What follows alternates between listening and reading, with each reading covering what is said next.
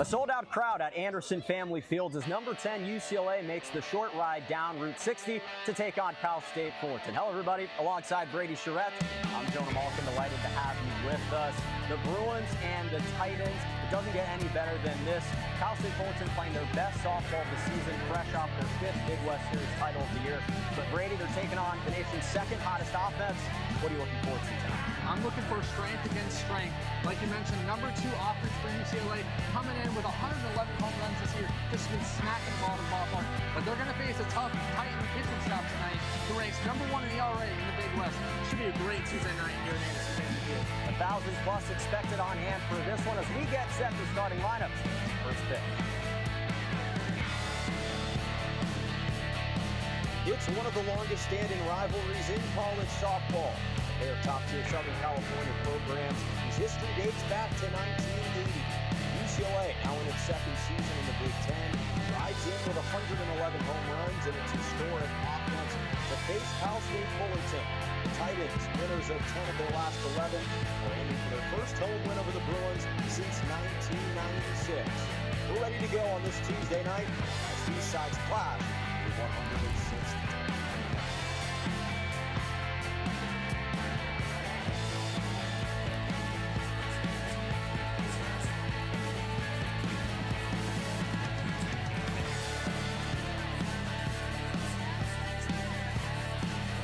Beautiful Tuesday night here in Fullerton. Great to have you with us. UCLA and Cal State Fullerton, two teams so familiar with one another in the NCAA tournament. Over 22 meetings played in postseason softball, and now they're meeting for the first time this regular season for a midweek tilt, a beautiful night.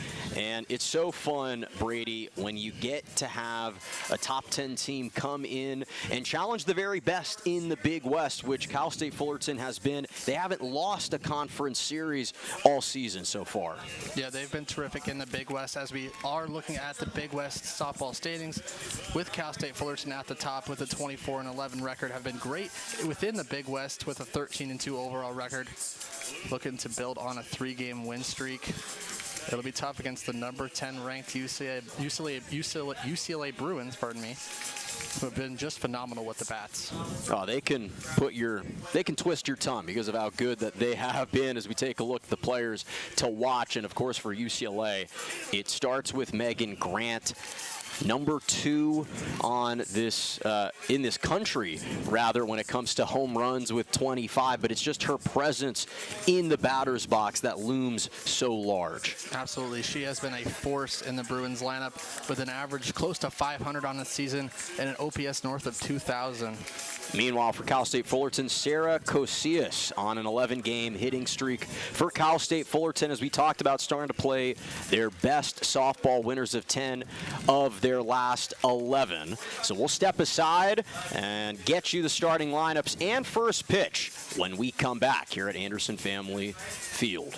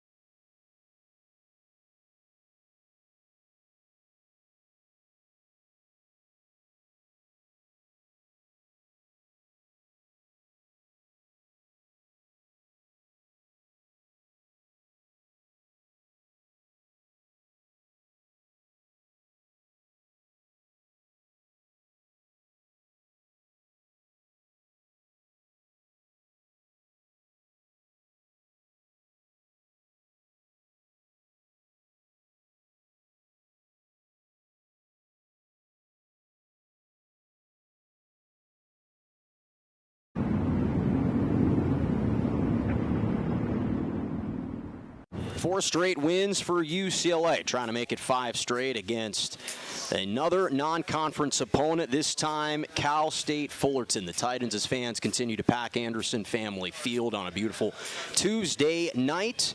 And what a fun matchup it's going to be tonight, where we get Eva Hurtado in the pitching circle for Cal State Fullerton, taking on this explosive UCLA lineup. Number 3 in the country in batting average.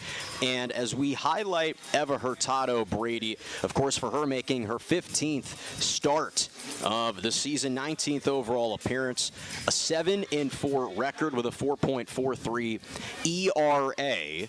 She's coming off arguably her best outing of the season in their most recent game against CSUN a couple of days ago. Went the full 7 innings, gave up only 1 hit in a complete game shutout, a career-high 9 strikeouts for her as well.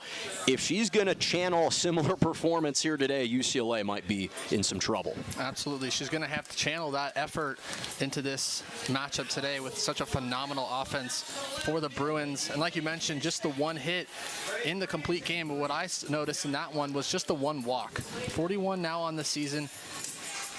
And like you mentioned, in her 15th start coming tonight, 69 innings pitched.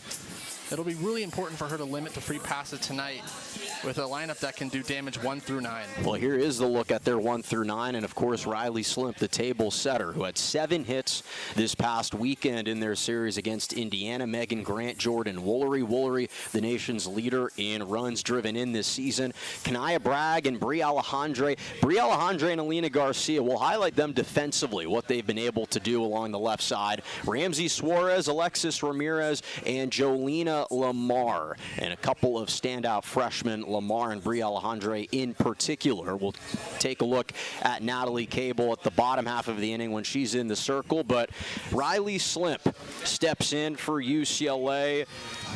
She has been such a consistent mainstay atop this UCLA lineup. As Hurtado pours in a strike, and we are underway at 6:09 local time here in Fullerton, California. Riley Slimp batting .437 on the year for UCLA. By the way, the umpires for today's game: Rick Cohen behind home plate, Eric Gierman at first base, and Bill Planty over at third.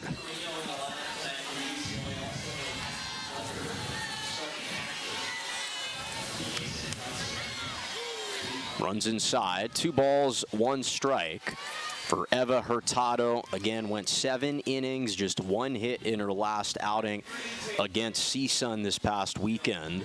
Sophomore out of Ladera Ranch, California, having a career year thus far.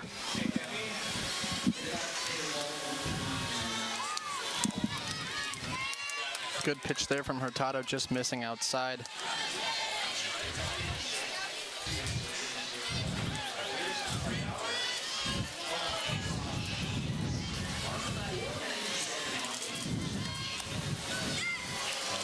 And so Riley Slimp draws a leadoff walk. It'll be interesting, Brady, to see what kind of strike zone Rick Cowan affords both teams. If it's going to be an expanded zone or a narrow zone, it's certainly something to watch, especially against this UCLA team that's so explosive when you leave pitches over the heart of the plate. Absolutely. Early on, it looks like it might go the hitter's way. 2 pitches right on the outside corner. Looked like it clipped the zone, and both were called balls. And like I mentioned just before first pitch, it'll be really big for Hurtado to limit those free passes, and she's already started off poorly with a first walk of the ball game. Megan Grant, one of the most disciplined batters in the entire country. 44 walks drawn this year, 56 free passes. You mentioned that being something Cal State Fullerton can ill afford to do, especially against her. As that rise ball stays high for a ball. Early control issues for Hurtado.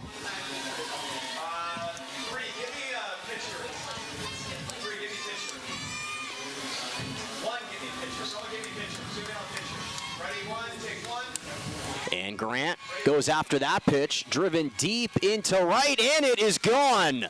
Boy, Megan Grant doesn't waste any time. Her first at bat as the Bruins strike first here in the first inning in Fullerton. Home run number 26 for Chef Grant, and it's a 2-run bomb as UCLA grabs the early lead. That pitch was down and in from Hurtado, and she went down to go get it. Grant getting the barrel head out in front and crushing that one to right center. That was our player to watch for a reason, and she gives the Bruins a quick 2-0 lead. Boy, 26 home runs, and now Jordan Woolery is 1 RBI shy of passing Maya Brady for the second most RBIs in UCLA program history.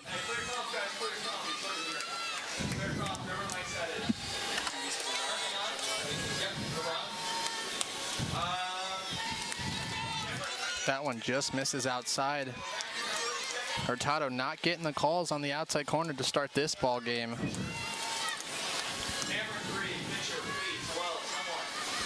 She's gonna have to get those to avoid leaving pitches over the middle to this dangerous Bruins lineup. Takes a strike inside. That's going to be one of the keys, is can Hurtado and the pitchers for Cal State Fullerton get in front, get into some pitchers count situations. And there's strike 2. Good change up there from Hurtado. Clip in the bottom of the zone there.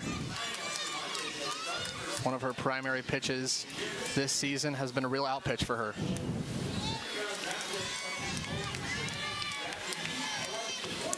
Your Cal State Fullerton, how do you respond right now? You got punched in the mouth in the top of this first inning. You were feeling really good. How does Hurtado bounce back? And so far has been unable to claim any of the first 3 victims going up against this top of the lineup. Another free pass here, the second walk issued by Hurtado. Yeah, like you mentioned, got punched in the mouth early to start this game. It's going to be really big for Hurtado to limit the damage and give the Titans a fighting chance to bring up the bats and get back and punch one back. But 2 walks here early is not helping her cause. Prompts an early visit into the circle from Alexia Lopez and Eva Hurtado, as Hurtado has struggled so far in the early going with some control. Head coach Gina Oakes talking to her as well, just trying to calm her down here. And again, the way that UCLA can swing the bat offensively just puts you under so much duress if you miss your spots. Long discussion here in the circle.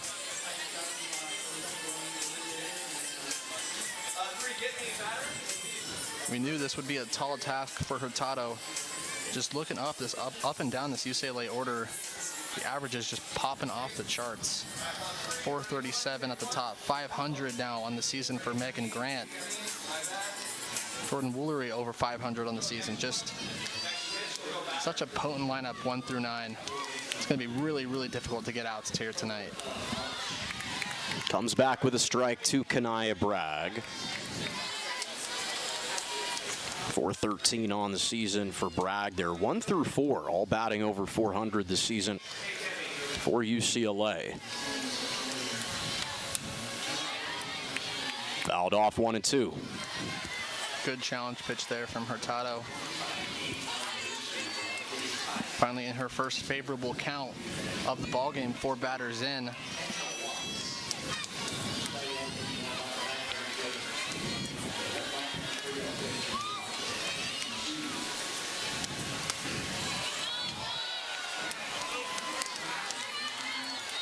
Just to be able to get that first out, so crucial for Hurtado.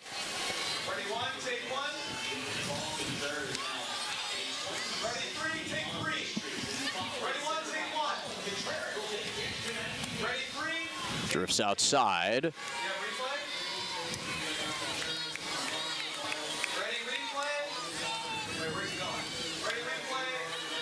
Bragg struggled against Indiana in their last series. Was just 1 for 7. And on the payoff, fouls it off.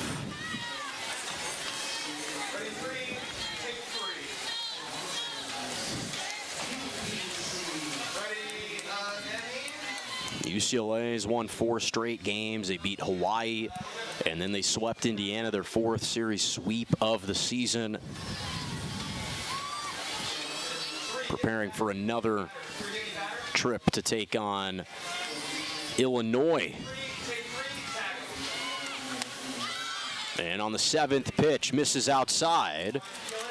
And Woolery takes second, and Bragg hits another free pass. So 3 free passes and a 2-run bomb for Megan Grant to begin this game for Cal State Fullerton. Yeah, she is just missing those corners, not getting the calls. And on a night like this against this offense, she needs every call she can get. Briella Handre climbs in, takes a fastball inside. Was recently named the best third baseman in the country from Softball America, and that says a lot considering she's a freshman.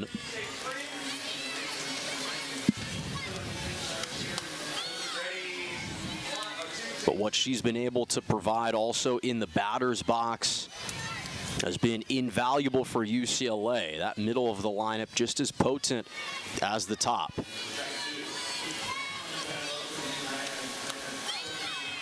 And a good changeup for a strike.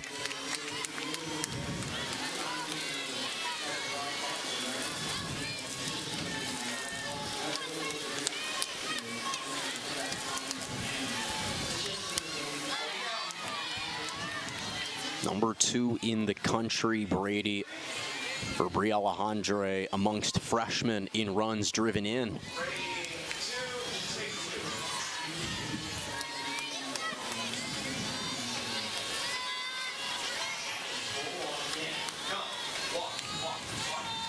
Didn't bite on the chase pitch, 2-2. Jonah, with an offense that averages over 10 runs a game, what does Hurtado got to do to get out of this inning scot-free with more free passes than she's had in her last 5 starts? As she just can't seem to find the zone right now. Back-to-back full counts. This is what makes the Bruins lineup so dangerous. They do not swing on pitches off the plate. You have to go directly through them. And the judgment says that is down. Couldn't claim the bottom of the zone on the drop ball, and the bases are juiced for Alina Garcia. You just mentioned it right there. UCLA has been extremely patient so far. Just 1 pitch in the zone, and you saw what happened to that. Megan Grant sent that one way out of Anderson Family Field. And now huge danger for Hurtado. Bases loaded and nobody out, and it looks like they'll make a change in the circle. And for right now, that's going to be the change. You're right. So Hurtado is taken out. We'll get you the information on the new pitcher coming into the circle for the Titans when we come back.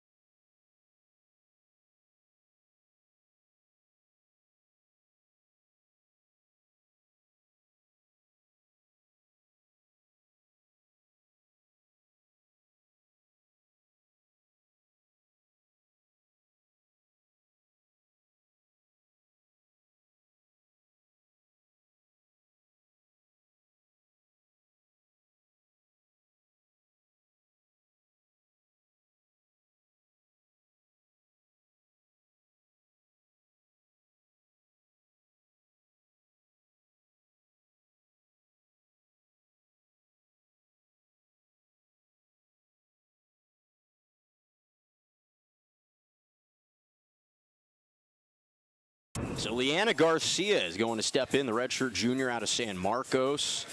Last time she appeared in relief was game 1 against UC Davis, collected the final out for the save. But it was a struggle to get there for her. She faced 4 batters, issued 2 walks, hit by a pitch. And it got real tight as the Aggies had the bases nearly loaded up. They had a runner 60 feet away from home plate before inducing a ground out. So they're hoping that a new look in the circle going up against Alina Garcia can change the fortunes a little bit, as the Bruins have the bases juiced with nobody out here in the top of the first, and Garcia takes a strike. Yeah, Hurtado threw 29 pitches to 6 batters and did not record an out. Not the outing she was looking for, especially coming off a complete game shutout, allowing just 1 hit. So completely different outings.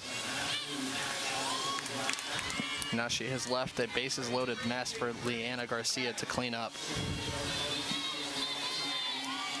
Garcia inherits the 3 runners, so those 3 would all be earned to Hurtado. Low and outside to Garcia. 3 balls and 1 strike. I think we're seeing why UCLA is so potent on offense. They just do not chase anything out of the zone. They make these starting pitchers come to them. And anything in the zone, they just hammer.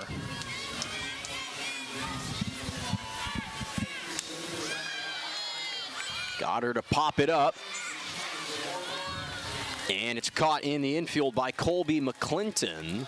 And that highlights the first out as we take a look at the defensive lineup for this Cal State Fullerton team. McClinton obviously at second, Ava Arce, Sarah Perez, and Sarah Cosillos rounding out the infield. She was our player to watch. Out in left, Maggie Polovich, Katie Verhoff, and Natalie Lozano, and Alexia Lopez behind home plate for the Titans. So can that spark something here? They would love to get a ground ball from Ramsey Suarez, making her 21st start of the season. And so far, even though they did collect that out, Brady, every single batter has gone in front against these Fullerton pitchers. Yeah, absolutely. And that's a mix of UCLA being really patient and really allowing the game to come to them. But it's also a mix of Cal State Fullerton's pitching staff, starting off with Hurtado and now Garcia, really just fearful of how lethal they are on offense. But it has swung UCLA's way to start this one. Got a good pitch to get a pop out. Now 1 ground ball can get her out of the inning. That would really spark this Anderson Family Field crowd. They can somehow minimize the damage to just 2 runs here. That'd be a blessing. Just to not feel like it's an insurmountable lead for UCLA.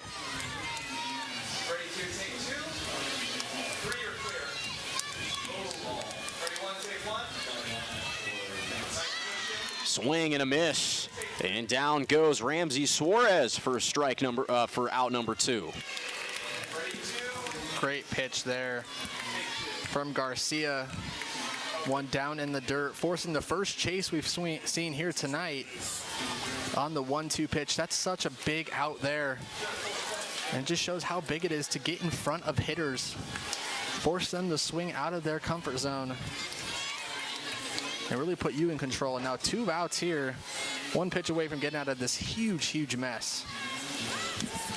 Taking on Alexis Ramirez, coming off a home run in her last game against Indiana. She hit it so far it actually went over the video board in left field on Sunday.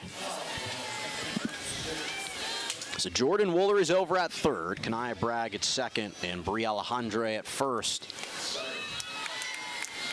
At least that was how those 3 reached base.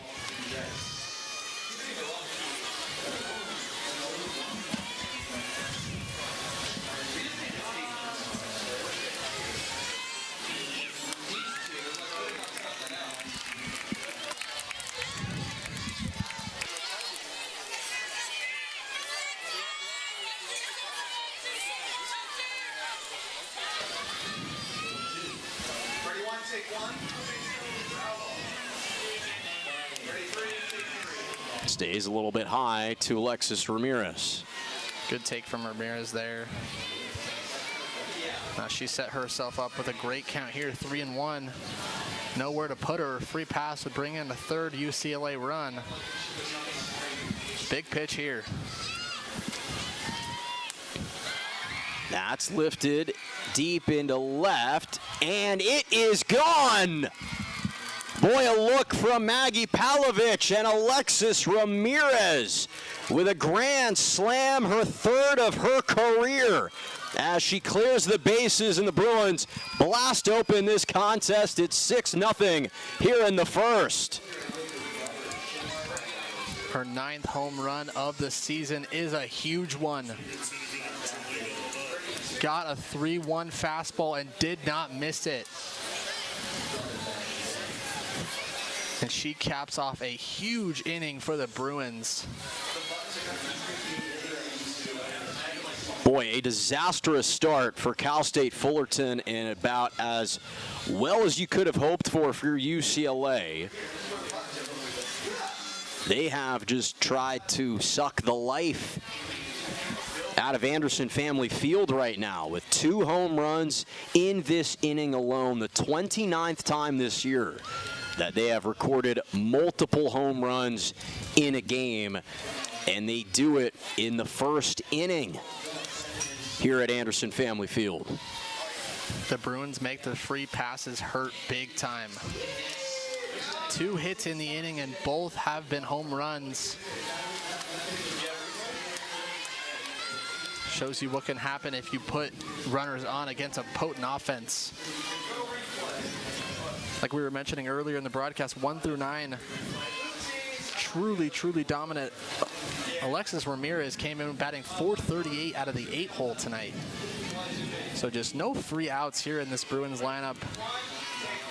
And Leanna Garcia was just moments away from getting out of that inning, inheriting bases loaded, nobody out. Got to pop out to second in the strikeout.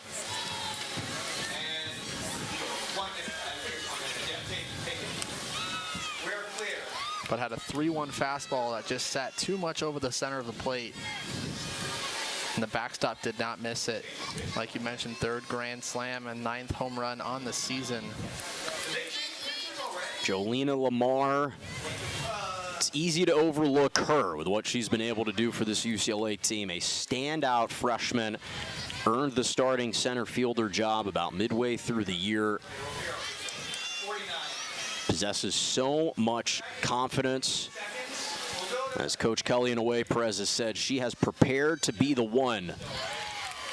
But she is cut down there beautifully. An elevated rise ball by Garcia on the 6th pitch of the at-bat. But boy, the Bruin Bats wake up in the first inning. They lead it 6-0 on the 26th home run for Megan Grant and a grand slam from Alexis Ramirez. Titans trying to respond. We'll see if they can. Bottom of the first comes your way next.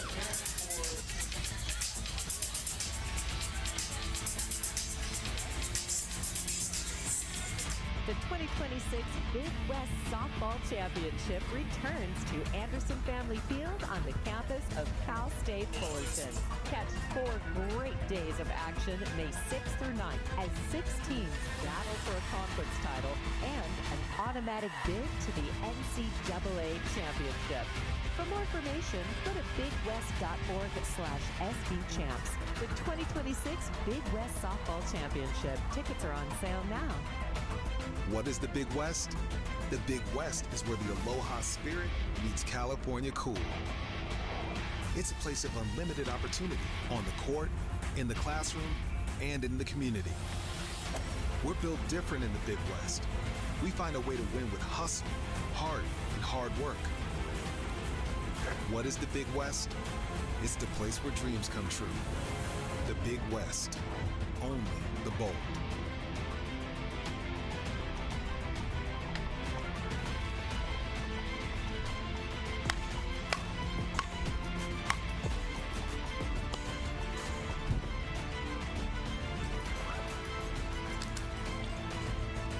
Hydrates faster than water with its specialized blend of 5 5 electrolytes for rapid rehydration.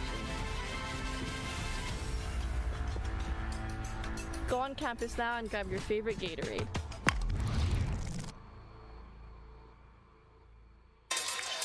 What a situation for Natalie Cable, the freshman in the circle, to be handed a 6-0 lead, as her offense has certainly dealt a major blow in the top half of the first. As we take a look at her season stats on the season for UCLA, 12th start of her young career, 8 wins already, Brady, and she's coming off arguably her best performance of the season, her first 7-inning shutout in Game 2 against Indiana. Got the starting nod, gave up 5 hits but only 2 runs, 5 strikeouts through 137 pitches, her career high.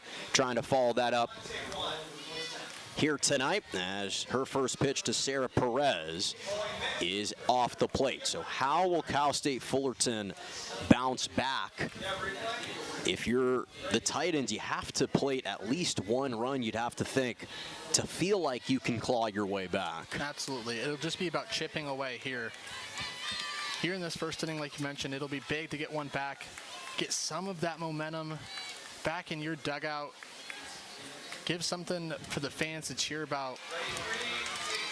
And that chopper is held onto by Garcia, but not much she can do with it. And it's an infield single for Sarah Perez, as the Titans have their leadoff player aboard.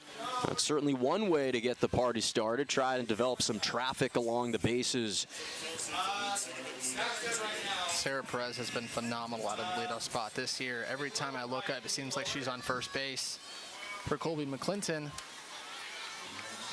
however, in normal situations, they'd like to see McClinton lay down a bunt here, but down 6-0, you need everyone swinging the bats to try to get back into this one. Corners have pinched in for UCLA defensively as well, with Briella Andre and Jordan Woolery.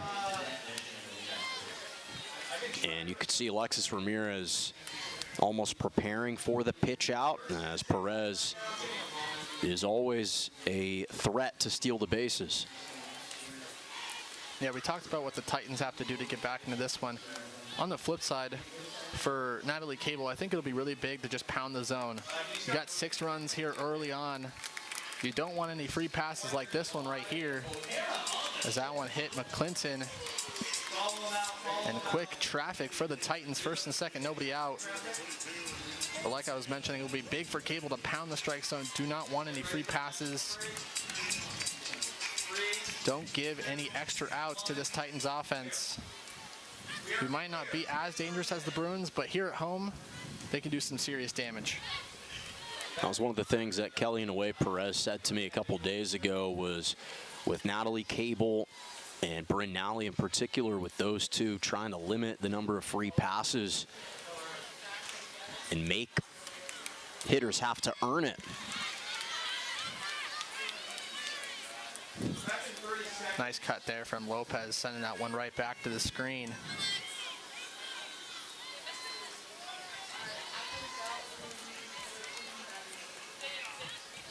Like you mentioned, Cable coming off perhaps her best outing of the year. Still came in with an ERA north of 5.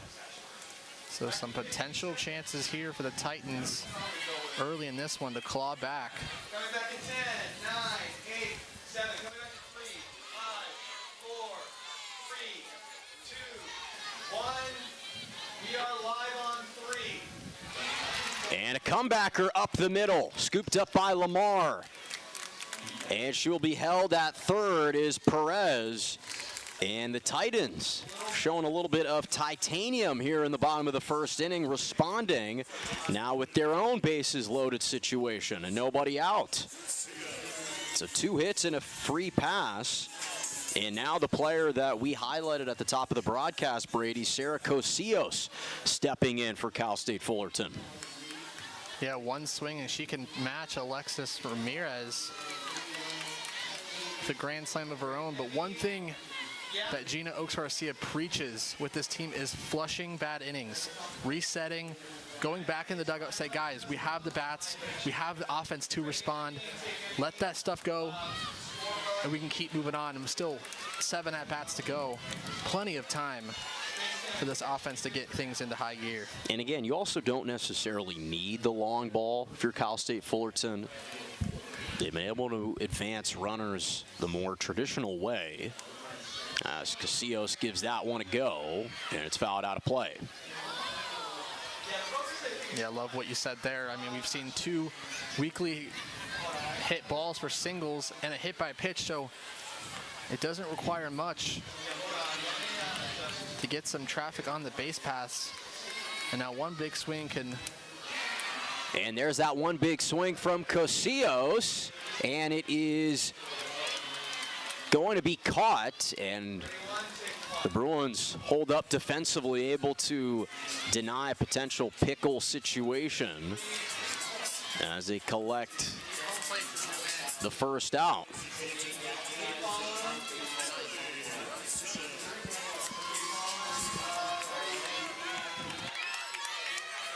Big first out there for Cable, getting that line drive to center field. Perez had to hold up. She was caught in between, couldn't tag up. And now one ground ball from Cable could get her out of this inning. Natalie Lozano, big swing and a miss. So we were talking so much about Eva Hurtado. Could she get out of this thorny situation? Well, now the same can be said for Natalie Cable. Trying to limit the damage here on the 0-2. Stays high for ball 1. Good pitch there to change the eye level. Could potentially see something down in the zone here on the offseed. Trying to generate a swing and a miss. Waited on it, and a comebacker up the middle. Scores Perez. McClinton rounding and coming home as well. It's a 2 RBI double for Natalie Lozano as the Titans strike back here in the bottom of the first. It's 6-2. She did go to the changeup there, but she left that one up. And Lozano sent one right back up the middle and cut the deficit down to 4. So the middle of that order for Cal State Fullerton starting to do damage. And of course, Ava Arce, Lulu Sanchez, Maggie Pavlovich, and Kate Verhoff rounding out the offensive order for Cal State Fullerton as they grab 2 back. And Lopez is 60 feet away from home plate. So this is exactly the kind of response that the Titans not only wanted, but absolutely needed to have. And it was interesting because Natalie Cable's been working so much recently with the legendary associate head coach Lisa Fernandez, who moved over from pitching to the hitting coach last year, but has returned back to try and work with Natalie Cable in the circle. But Ava Arce is able to reach, as that's going to be another free pass for the Titans. Not the worst case scenario for Cable. You had that free bag to work with, as Ramirez now with a visit into the circle. Yeah, that's not 2 hit by pitches in the inning. Like we mentioned in the top half, with the free passes with Hurtado when she couldn't find the strike zone. Now on the other side for Cable, she's clipped 2 batters. And now the Titans are 1 swing away from evening up this game. Lulu Sanchez, the redshirt junior out of La Mirada, former 2024 Big West co-freshman field player of the year, was also an all Big West first team selection that season as well, on a 6-game hitting streak. Good stop by Ramirez behind the dish. Feels like very similar stories in the top half and the bottom half of the first.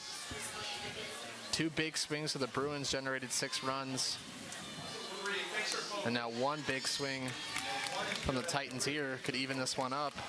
Free passes on both sides to start this one. Lopez at third, Lozano at second, and Arce at first base. Another low pitch. Ready, 3, take 3. Yeah, replay. And now nowhere to put Sanchez here. Ready, replay. Go replay. And the drop ball dips below. Cable walks in a run. Lopez comes to score. It's an RBI walk for Sanchez. And they have slashed the deficit in half with still 2 outs to play. And now it prompts Lisa Fernandez to come into the circle, and we'll see how much longer the leash is for Natalie Cable. She's trying to settle her down right here, and again, it's concerning because she was coming off her best performance of her young career, has flashed so much brilliance, but as is the case with so many underclassmen, it's that consistency element that has been lacking so far tonight. Yeah, she, like you mentioned, coming off a great outing last time. It looks like she'll stay in the circle here. Yeah, very long first inning. 9 runs have come across. Plenty of free passes. And it is a trademark of these UCLA coaches to allow their struggling pitchers to stay out there and to try and fight through that adversity, because when postseason softball hits, whether it's the regionals, the super regionals, in UCLA's case, 2 straight trips to the Women's College World Series, you're going to be tested. You're going to be facing that adversity, and you'll have to stay out there and try and overcome it. She could overcome it here with a ground ball. Left fielder Maggie Polovich getting the start tonight. She's coming off her best series of the season, 4 for 7 against CSUN.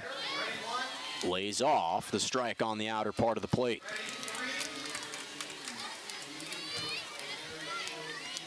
Had a hit in each game against the Matadors. Had 1 2-hit game as well as her first of the year. Fouls off for strike 2. We can really see Gina Oaks Garcia's philosophy coming to play. She has preached time and time again that it doesn't matter where we are producing, whether it's in the circle or at the plate, we have to pick each other up, and the Titans have picked up their pitching staff so far here in the first.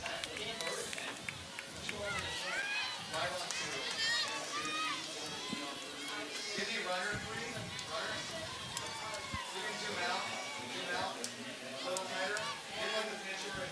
2-2. Just got the edge of the bat, and it's flown into center. It's caught by Lamar. Tagging up and coming home is Lozano. And the sacrifice fly sends Lozano home as the Titans grab another one back at 6-4. Chipping away. Now 4 across for the Titans here in the first. 10 have come across.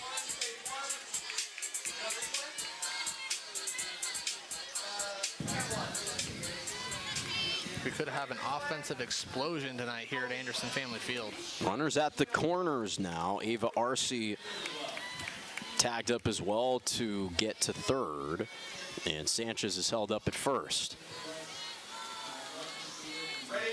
Bruins made a statement in the top half, and the Titans have responded here in the bottom half. 4 runs pushed across, and they're not done, as they have batted now an entire round, reaching the bottom with Kate Verhoff. Lefty hitter climbs in. Fouled off 1-2. I don't know how often you see both teams bat around in the first. Say that again. But both of these squads thinking that you're going to hit that knockout blow, and the grand slam in the first from Ramirez. Most teams could crawl over and die, but not this Titan squad.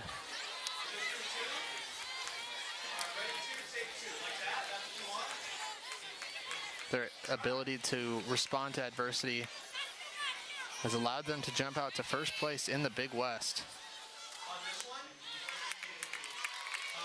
And that 4th pitch runs up and in. 2-2 to Kate Verhoff.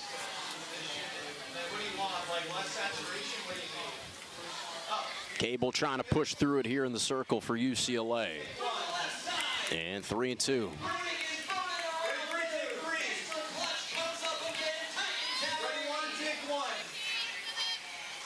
Hold on, Tim. Ready, replay. Ready, replay. Go replay. Well, she did have, again, that free bag over at second.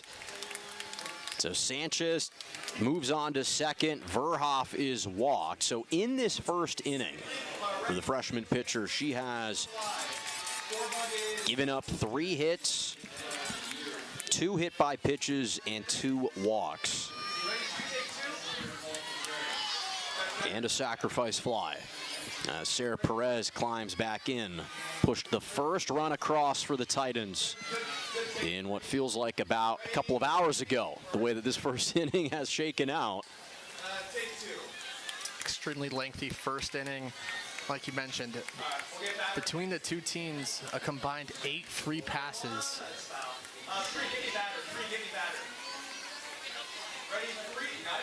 2 walks and 2 hit by pitches in the inning for the Titans. And a check swing off the glove of Brie Alejandre. Coming in is Ava Arce, and this is a 1-run game. Her second single of the inning cuts the deficit down to 1 in this wild first inning. And this has typically been a very sturdy UCLA defense, top 30 in the country in fielding percentage. We just mentioned Alejandre and Garcia shoring up that left side. But the bats have awoken for Cal State Fullerton. They have punctured this freshman's circle so far, and are now a potential swing away from taking the lead in what seemed inconceivable. That's a ground ball, and that's going to get through. The throw to home is in time. Ramirez lays the tag as Verhoff tried to come home and score. So the Bruins defense do buckle down on that final out, but not before 5 runs get pushed across. The Titans conceded 6 in the top half. They played 5 in the bottom. We got a high. The 2026 Big West Softball Championship returns to Anderson Family Field on the campus of Cal State Fullerton. Catch 4 great days of action May 6th.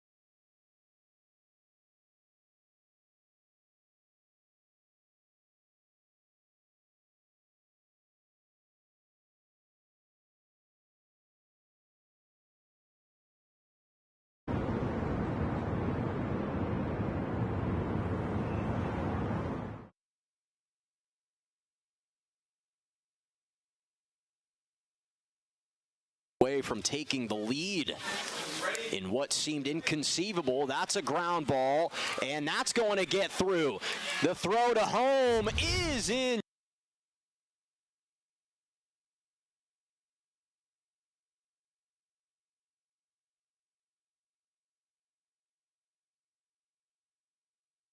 This UCLA side, but Cal State Fullerton has responded to the challenge. They have punched back in a big way. Like you mentioned, such a potent offense for UCLA. hit 2 home runs in the first to add to their total. Now 113 on the season, second in the nation. But very similar top and bottom halves of the first. Both teams capitalizing on those free passes. And it feels like we got a wash of a first inning and we're starting a new ball game. Nothing. Still 6 innings to go. Yeah, literally both teams went into the normal cycle and came out clean. And it's feels like we're playing a 1-1 or 6-6 in this case game here in the top of the second as Riley Slimp digs in and takes a ball up and away. Returned back to her starting spot in left field. Mia Phillips had gotten the start in that spot defensively the last couple of games. Slimp drew a walk her first time up.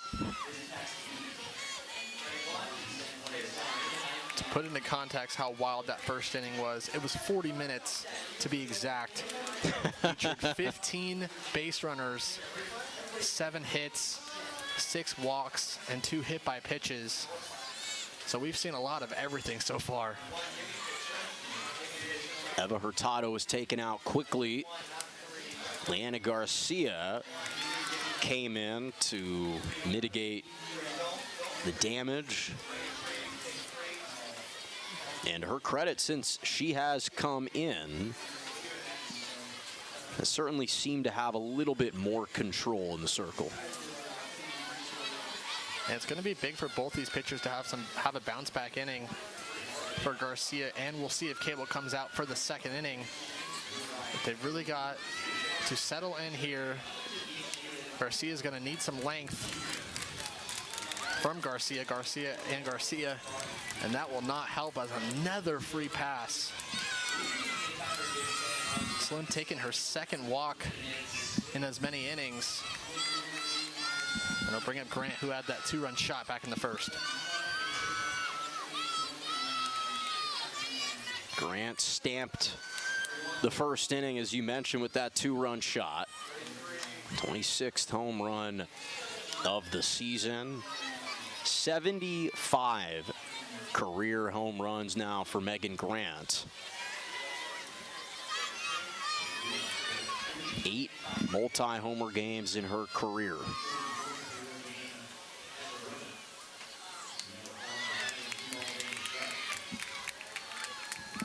Garcia pumps in a strike. With the pace we have going on now, it's going to be 31-30, and we're going to get out of here tomorrow morning, man. See if these pitchers can lock in here in the circle. Got her to swing and miss.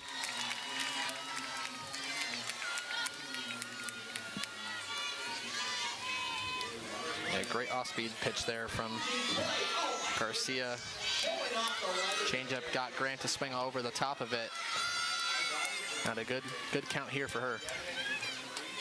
Garcia gets her to swing. First strikeout here in this second inning for Garcia, her second of the game.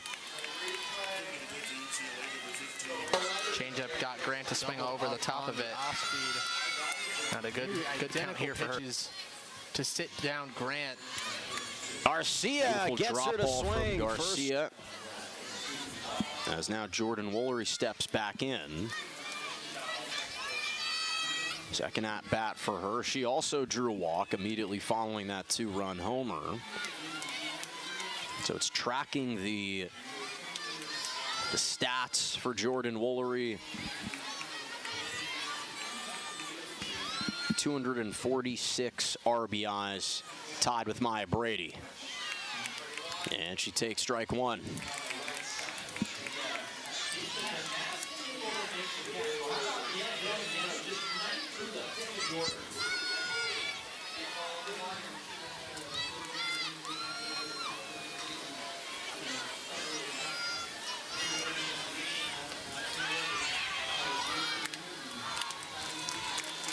Ball squeaked away there from Lopez. Allowing Slim to move over to second. So now a runner in scoring position for the Bruins. Looking to retake the lead.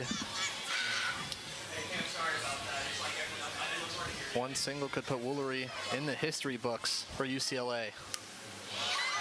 And Woolery sends one into right. It's caught by Natalie Lozano as Slimp loads up and slides in safely to third. So it's not a complete sacrifice hit, but it certainly does the job to push Slimp 60 feet away with 2 outs.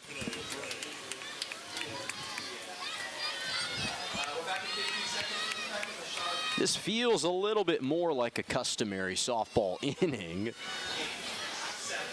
I don't want to get too ahead of myself. Correct.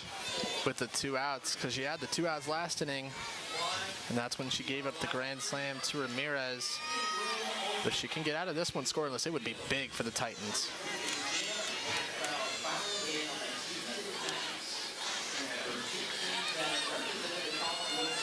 One thing that Gina Oaks Garcia also preaches is getting out of situations with 2 outs. Don't let those teams get those big momentum builders and allow your offense to come back up to the plate.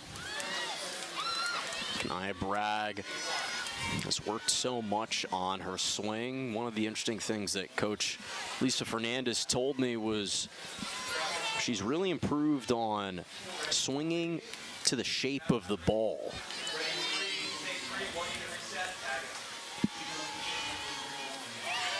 As she lays off, it's one of the most difficult things to learn to do is to try and match plane with plane.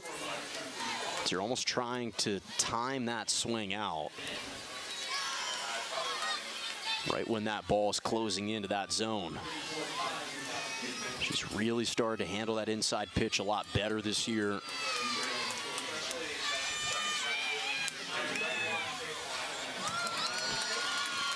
But showing off the patience there, draws a 2-out walk. So runners at the corners for the Bruins.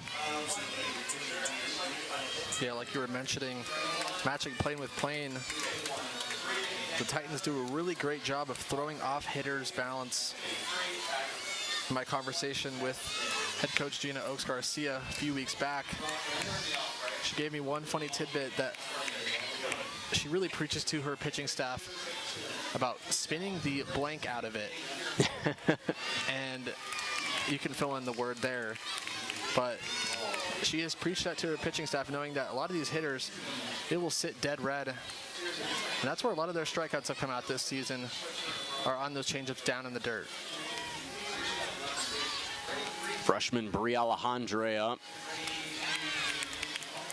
And what we're seeing is very few actual swings and misses from this UCLA team. Surprisingly, the one that got caught was Megan Grant, who again has rarely been struck out this year. And Alejandre finally gives that one a go, shoots it into the corner. Coming home to score is Slimp. Bragg makes her way home as well, and is going to be held up Pardon at third, but Slimp easily scores. It's an RBI double for Brie Alejandre as the Bruins retake the lead. Coming home to score is Slimp. Bragg makes her way home as well, and is going to be held up Pardon at third, but Slimp easily. Now UCLA has 2 more in scoring position. And it feels like it's going to be like this all night. Just jab, jab, jab, jab. Who's going to have that big blow and grab a statement win? Stays high to Alina Garcia, just named Softball America Defensive Player of the Week. Did such a great job closing out a couple of those games for UCLA.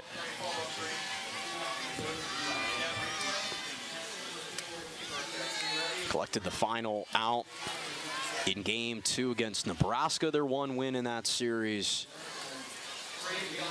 Unassisted double play to end the game against Hawaii, and then against Indiana, just sprinkled in so many tremendous web gems. One thing I've heard my entire life around the game of baseball and softball is how important strike one is. And so far, through an inning plus, neither pitcher has been able to really acquire that. It seems like every time we look up, it's 2-0, and these hitters are in great counts. Yeah, she thought that was wide. Has to climb back in there as Garcia is able to find the zone.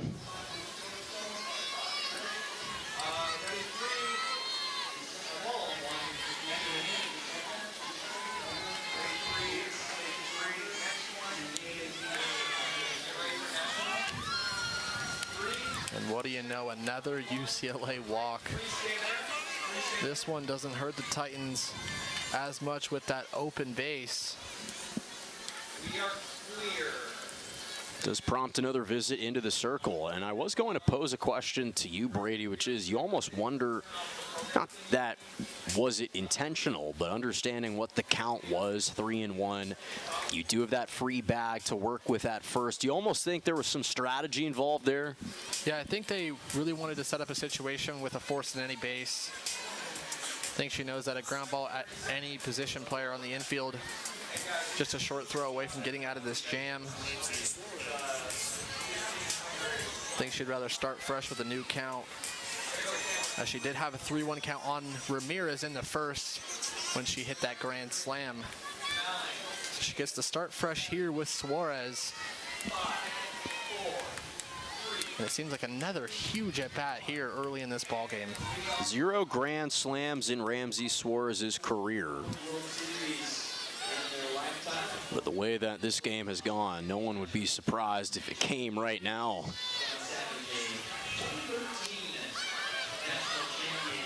Got a pop up, and it's caught in the infield by Colby McClinton. So the Bruins aren't able to tack on any more. They leave the bases loaded, but not before at least one comes around.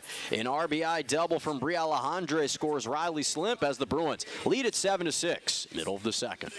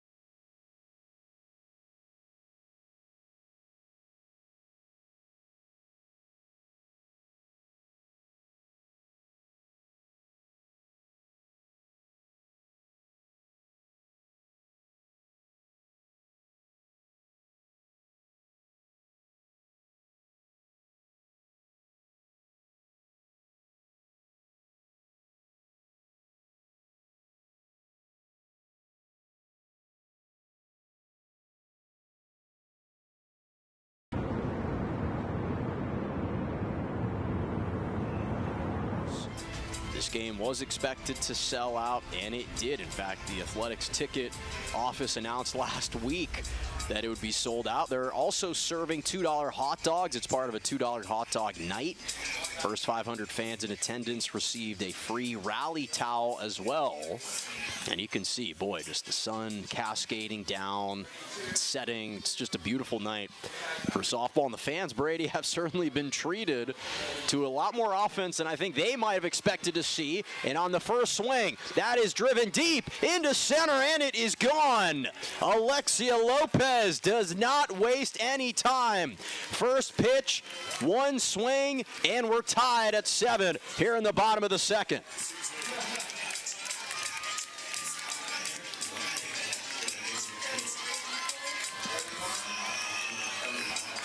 How about that for a response? Lopez, they might have expected to see. And on the first swing, that is driven deep into center, and it is gone. Alexia Lopez does not waste any time, and it is gone. Alexia Lopez does not waste any time. First pitch, one swing, and we're tied at 7. I'm trying to track down as I'll actually hold that thought as Natalie Cable has been taken out. Bryn Nally coming into the circle for UCLA. But what we need to find out, and we've been trying to scramble to find it quickly, is what's the most number of runs that both these teams have allowed within the first 2 innings of a game. Obviously, UCLA has had multiple massive innings when it comes to runs scored this year. But all within the first 2 innings. It's the first time that they have conceded 7 runs through the first 2 innings. So had you presented this scenario, Brady, to both these teams, let's say you eliminated what the inning would be, and you just said, okay, it's going to be 7-7 at some point. You're probably thinking, odds are Cal State Fullerton is having one of these electric nights, and they're tying things up in the 7th inning. And as we've continued to joke about so many times, this is just the bottom of the 2nd inning between these two teams. The way that the bats are swinging, who knows? They might be launching enough balls that Artemis 2 might be able to find it in space by the time we get over to the 7th inning. I think if you showed it being 7-7, both coaches would be impressed by the way that their offenses have played. But with how this one's played out, if you're Gina Oaks Garcia, you've got to be thrilled with how the Titans have responded. Down 6-0 before you've even come up to bat. You grab 6 for yourself in the bottom of the 1st. The Bruins come back with a mini jab of their own, grabbing a run in the top half of the 2nd. And then to lead off the bottom half, Alexia Lopez drills one to center, tying this one up. So you don't love the free passes and kind of the sloppy play that we've seen on defense so far. But man, you've got to be impressed by what you've seen at the plate. And it brings up Sarah Cosillos, who lined out to center her first time up. So Bryn Nally comes in to replace Natalie Cable. Last time that she has appeared in relief, Game 2 at Rutgers. And like you mentioned, you were trying to figure out what these teams have done in the first 2 innings. Well, Cal State Fullerton's trying to match what they did just a game ago.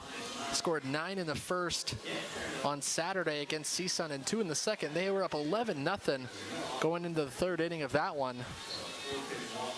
7 runs so far here in an inning plus.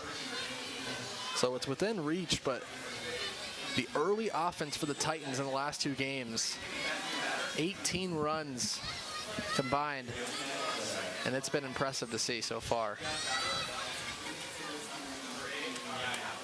Of course, Bryn Nally, very familiar with this Big West Conference, a former star in her own right with Long Beach State last season.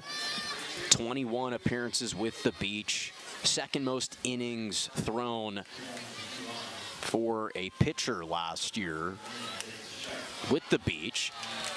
And a comebacker, and she is casually going to field that one and just toss it over to Jordan Woolery. Boy, that has to feel good for that entire infield just to see her so calm and collected in the circle to collect the out. Yeah, good bounce back at bat there. Recording the first out of the inning. For both these pitching staffs, it's really just going to be about limiting the damage, allow your offense to give you a chance. Because we know both teams will have their chances tonight, as they have already proven. So it'll be big to keep runners off the base paths, keep those big swings to a minimum. That was just the first out of that inning, though. So Natalie Lozano coming off a 2 RBI double her last time up in the first.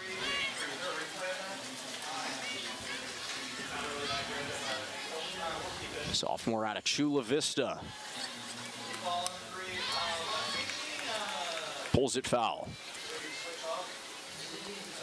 Hit in 10 out of her last 11. Now scratch that, make it 11 out of her last 12. Had 6 walks in their last series against CSUN, including 3 in game 1. She's been able to find multiple paths to get on base. Off the edge of the bat, it's flown into center, and it's caught. Jolena Lamar, how about that catch in center?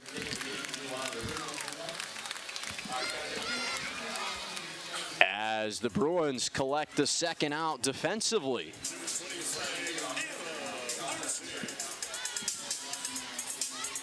Great running catch there in center by Lamar on that sharply hit ball off the bat of Lozano. Really impressive play to go over and make a grab. Making an impressive play for her pitcher. And now 2 consecutive outs after the leadoff home run. Brings up Ava Arce, who has had a real power surge of her own. And Arce drops one into left. As Ava Arce will extend this inning with a 2-out single for the Titans. No additional damage done, no extra bases, but Arce is on. She's 2 for 2 in terms of reaching base. Was hit by a pitcher first time up. She has been really good at going the other way as of late. Really letting the ball get deep and slapping that one the other way for a 2-out hit. And on the first pitch, Lulu Sanchez lifts one into foul territory down the third base line. It's caught by Riley Slimp. So a much smaller affair offensively for both these teams. They each plate 1 run, but it's Alexia Lopez driving in the solo shot to tie this score up at 7 through 2. Please be advised that parking is being strictly enforced here at Cal State Fullerton and Anderson Family Field. Parking permits can be purchased. The 2026 Big West Softball Championship returns to Anderson Family Field on the campus of Cal State Fullerton. Catch 4 great days of action May 6th through 9th as 6 teams battle for a conference title and an automatic bid to the NCAA Championship.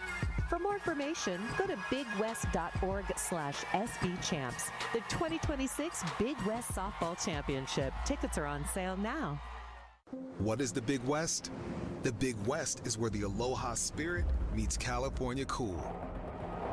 It's a place of unlimited opportunity on the court, in the classroom, and in the community. We're built different in the Big West. We find a way to win with hustle, heart, and hard work. What is the Big West? It's the place where dreams come true. The Big West. Only the bold.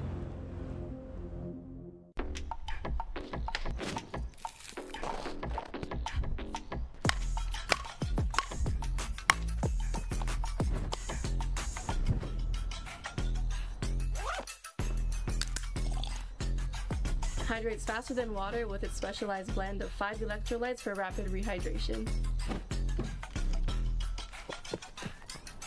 Go on campus now and grab your favorite Gatorade.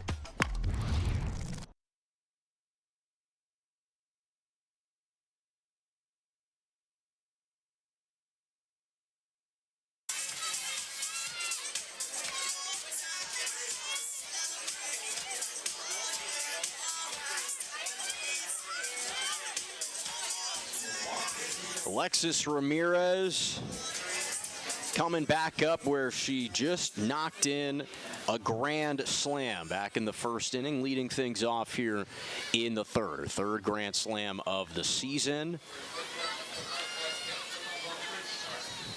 For the starting catcher for UCLA, back and healthy and whole. Possesses so much power, has worked on her swing so much. But it's the mental toughness that she has shown, overcoming a torn ACL 2 years ago, that's impressed this UCLA coaching staff the most. As Leanna Garcia pumps in a strike. 9th home run of the year for Alexis Ramirez as well.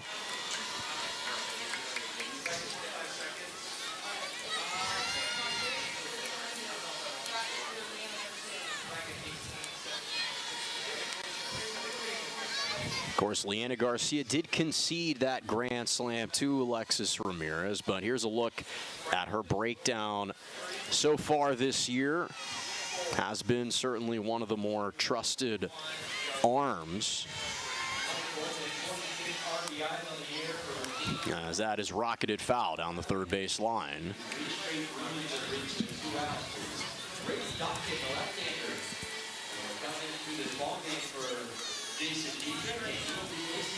Got to be curious what the plan is going to be now for the pitching staff. For Gina Oaks Garcia, Hurtado did not record an out in this one through 29 pitches. And now Garcia over 50. In this one, I wonder if we'll see Trisha McCluskey at any point tonight to do something to limit this Bruins offense that has proven why they have been so potent this season. Garcia coming off season high 5 strikeouts. Got the starting nod in their most recent game at CSUN. But draws Ramirez, that is, a leadoff walk to begin the third. Well, we talked about the keys really for both these teams being to try and limit the free passes. There have been more free passes than outs, it feels like, in this game.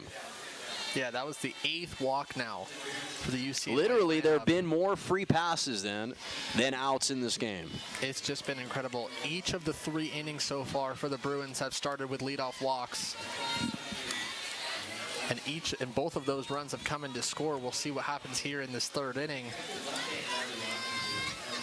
But it goes to show that a leadoff walk will always come back to hurt the pitchers.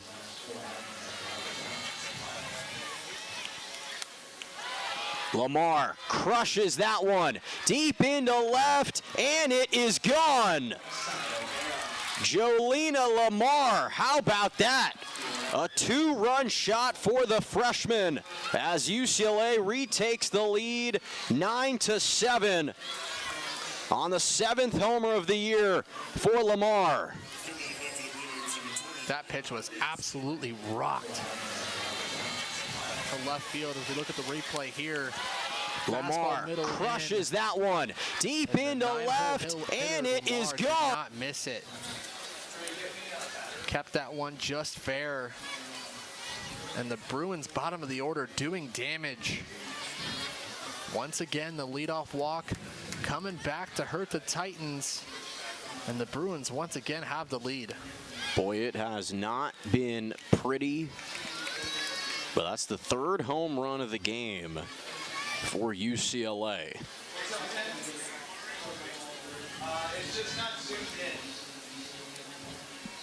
Riley Slimp, back-to-back walks. First 2 times up.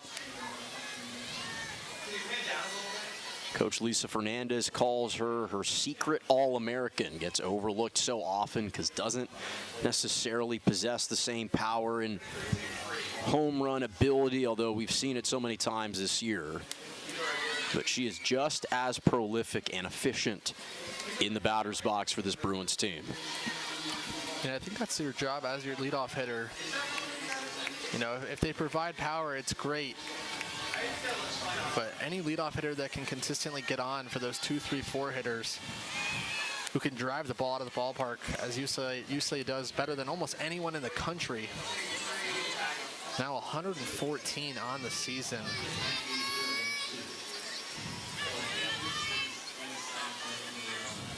They just know how to get people on and bring them in via the long ball. 3-2.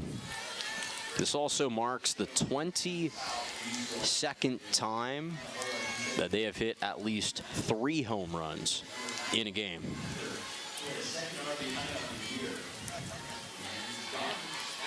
I have a feeling it won't be their last tonight with how this one's going. It's a safe bet. And it's really interesting because UCLA has the 9-4 lead on just 4 hits. On just 4 hits, and 3 of those have been via the home run. So it shows you just how important it is to not give away free bases. And Garcia cuts her down on the 3rd strikeout for Leanna Garcia. So she's able to retire the side, but Jolena Lamar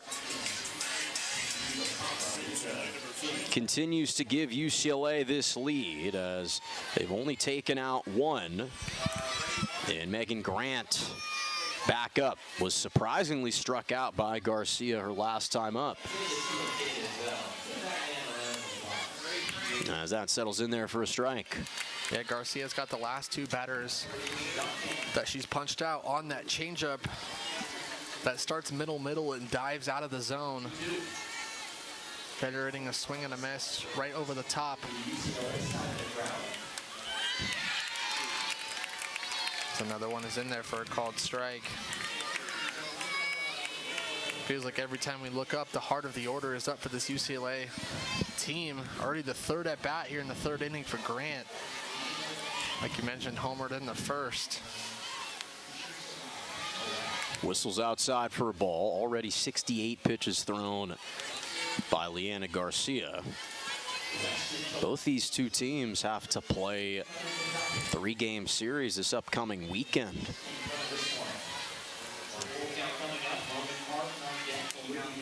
And Megan Grant able to shoot one up the middle.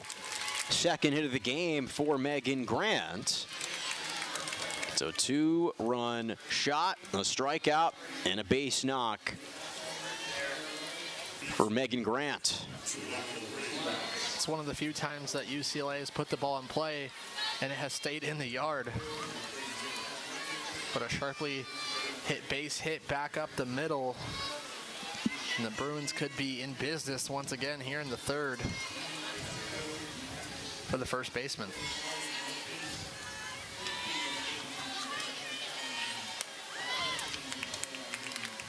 Garcia pumps in a strike to Jordan Woolery. She feels like she's been putting everything together this season. She's really evolved into a professional hitter.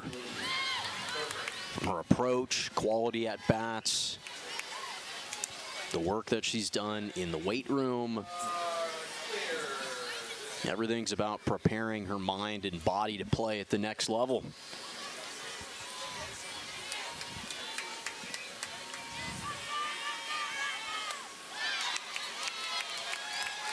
Interesting stat line so far from Leanna Garcia. She's allowed 4 hits, given up 4 earned runs, 4 walks, and 4 punch-outs. 2-strike approach for Woolery. On the drawback, lays off, 2-2. Good stop from Lopez behind the plate, keeping that runner in first and keeping the double play alive. The Titans could surely use one here.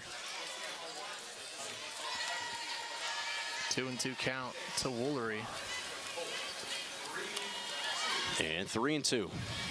Another nice play from Lopez with the backhand stop that time, picking it in the dirt. She's been phenomenal behind the plate for the Titans this season.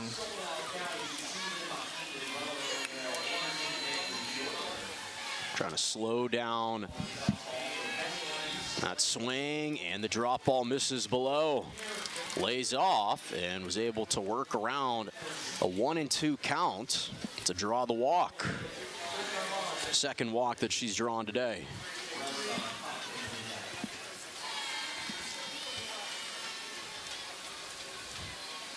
Right now, it feels like the Titans pitching staff is really at a crossroad. It feels like a double-edged sword because if they throw the ball in the strike zone, they've been getting burned with the home run ball.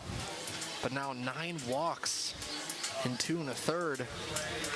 So it feels like no matter what they do within the circle, they've just been unable to generate outs. This assistant coach, Georgia Rajo, is in the circle talking to the whole team. Outfielders came in.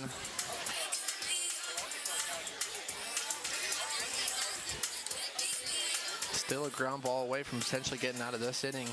2 runs have come in so far for the Bruins. They lead 9-7. Home plate umpire coming out to check and see if Araujo has a plan for the Titans. He'll exit the circle. And of course, it is interesting because this past weekend, the whole discussion following the series against CSUN was how dominant the pitching staff was. The Titans struck out 16 Matadors. They held them to a .105 batting average. Now, again, we haven't seen Trisha McCluskey yet today. She was a big piece of that, but Leanna Garcia and Eva Hurtado were just as important in that series sweep. Yeah, absolutely. They allowed just 2 runs in 17 innings in that series. So pretty drastic from the 9 runs so far here tonight. Obviously 2 completely different lineups.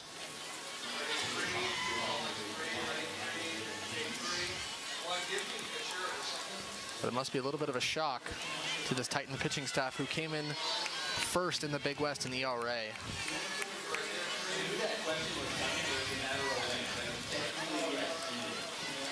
It's obviously different trying to pitch to this UCLA team. Second most home runs in the nation, now 114.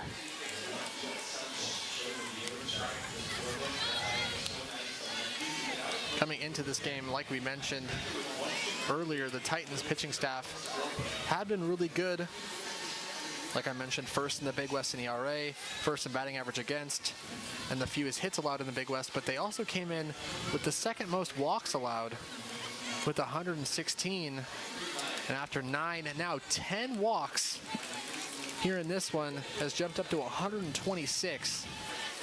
And that's where the real downfall of this staff has come, from the free passes. Bruins number 2 in the country in on-base percentage. Or pardon, they're number 3 in on-base percentage, number 2 in slugging percentage.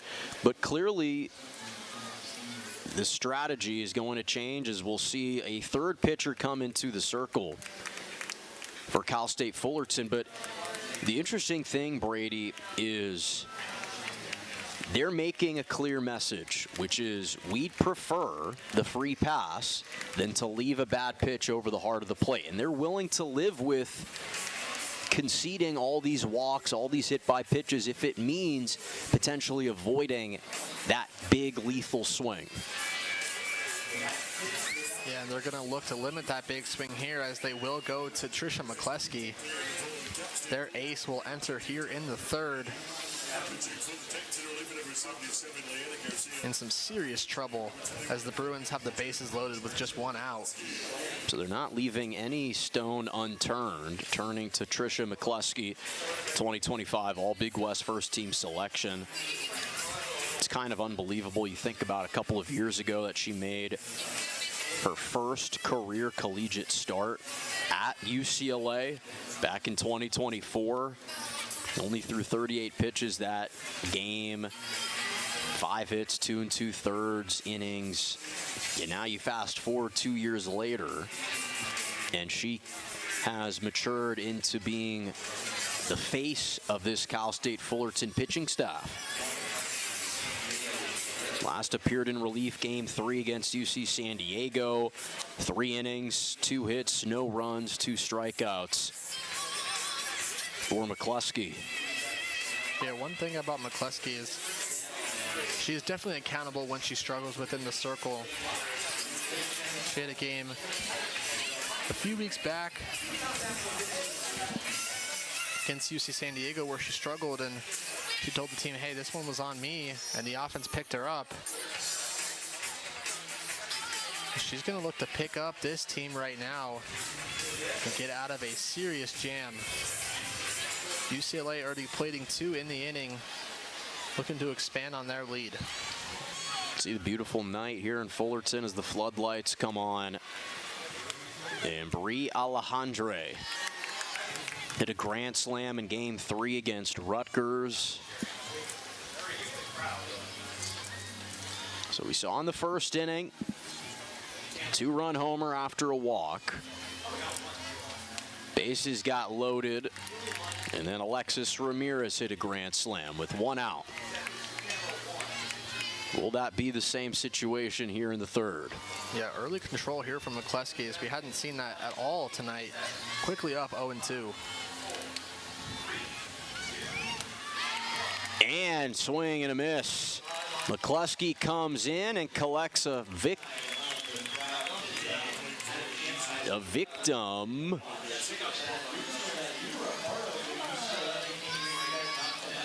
And it's Bria Alejandre. Good morning, good afternoon, and good night to Alejandre.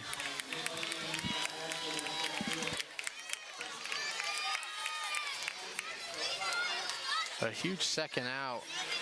That'll bring up Elena Garcia, the shortstop. Can she deliver a big 2-out hit for the Bruins? Garcia won Grand Slam as well in her career. Came against Florida earlier this season. Day in which Coach Kelly Inouye Perez became the all-time winningest head coach at UCLA in their first top 10 and signature victory of the season for this UCLA team. Won 15-12. Had some other quality wins, but that stacks up. The Gators were ranked 4th at the time. Garcia was a big reason why they prevailed. McCluskey is pumping in strikes right now. With that strikeout, she now moves back into first in the Big West and innings pitched with 125. So no stranger to being in the circle. And she could really deliver for the Titans here with a punch out. Good stop there from Lopez. That one went high and away.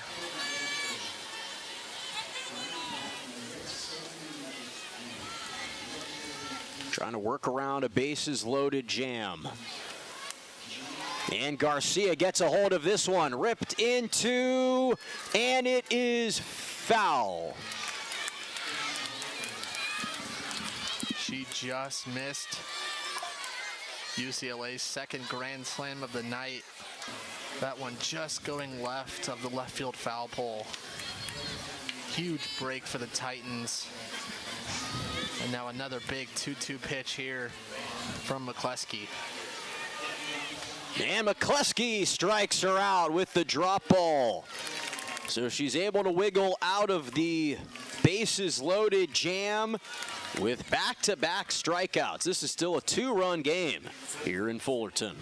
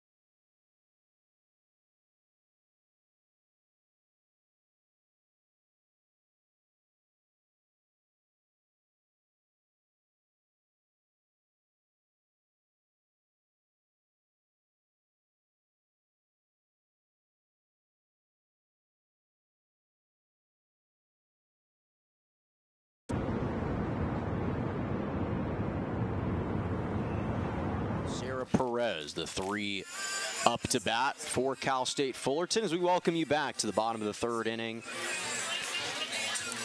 in what's been a high-scoring affair and perhaps a longer game than we all expected at this point. About an hour and a half in, only the bottom of the third, but For softball purists, Brady, this is exactly the kind of game that you enjoy seeing. Obviously not a pitcher's duel, but hitters' duels from team to team. For anyone coming to Anderson Family Field tonight, if they were expecting offense, they have to be delighted with what they've seen to this point.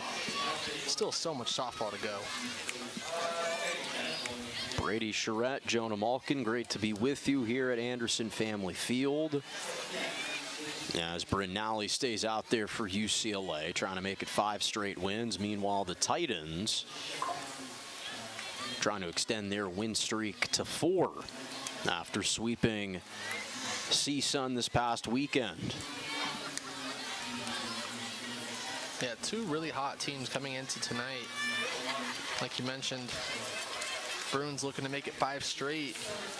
And for the Titans, they've won 18 of their last 20, dating back to the Judy Garmin Classic where they went 5-0 here on their home field. So 2 teams that came into this midweek battle looking to continue on a roll. Alexis Ramirez, Kelly Inouye Perez, the head coach for UCLA, having a word with Brinali. It's been a constant battle all season for UCLA to find that second arm behind Taylor Tinsley. They've been hoping at times it might be Natalie Cable, also Brinali been in the mix.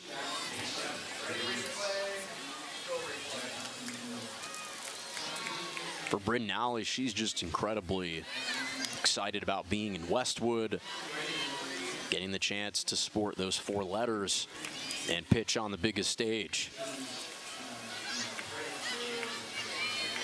The first 3 pitches here to Polovich have been big misses down in the dirt. That one's in there for a called strike. Looked like she looked down just in front of her landing point, seeing if she could mix up the dirt a little bit. Looks like she found her footing on that 4th pitch. Still a good hitter's count here for the Titan left fielder. Takes a second strike. Meanwhile, for Maggie Pavlovich, kind of an interesting season for her. Didn't start the first 4 appearances of the season, but has now started 22 out of her last 23. It's become kind of indispensable for this team. Chopper to short, handled by Garcia, and she records the 6-3 putout. Haven't seen too much of that tonight. Jonah first out of the inning. First time tonight where the leadoff runner has not reached. So a good start to the inning for Brinali. They'll bring up the 9-hitter, Kate Verhoff. Exactly, Kate Verhoff stepping in. Fortunately for Brinali and Alexis Ramirez, nobody was on base. Titans coming off their 5th run rule victory of the year. 20 for UCLA this season. And she fouls it off. Talk about immediate impact players in their career. How about Kate Verhoff?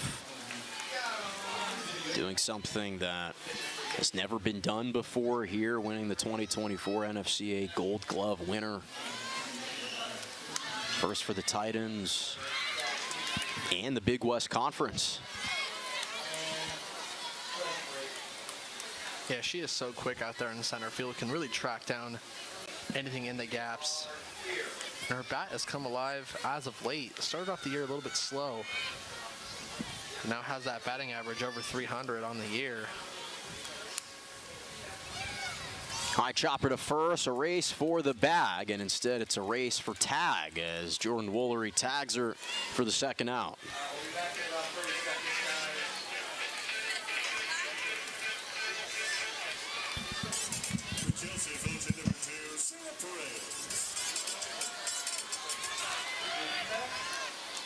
So Brinali, since she has come in, 3 ground outs, couple of flyouts, 6 batters faced, has only given up 1 hit since she has stepped into the circle. So both teams have found some effectiveness turning to their pens. As Perez takes a strike.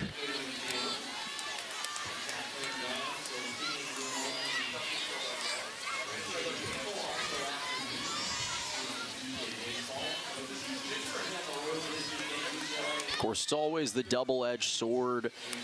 Is it more Cal State Fullerton playing up to UCLA's level? Is there a slight decline from UCLA, kind of wedging this non-conference game in the middle of perhaps bigger conference games? As Perez chops it to Garcia. And won't get the throw off. Boy, you talk about a 40-yard dash or a 60-feet dash in perhaps 2.83 seconds. That was Perez right there, flying through first. She chopped that one to the left side and was off to the races.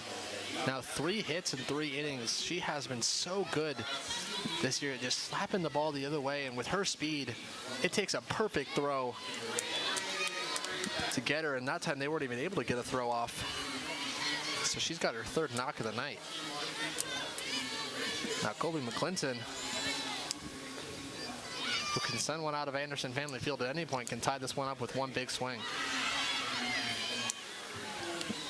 And Perez takes off on the wild pitch, slides in safely to second. So the Titans have a runner in scoring position. They've talked so much recently about the offense for UCLA in recent games. The same truly can be said for Cal State Fullerton. You look at their last 5 games, 3 out of those last 5 they've scored in double digits. Even in their loss at UC Davis, they played at 5.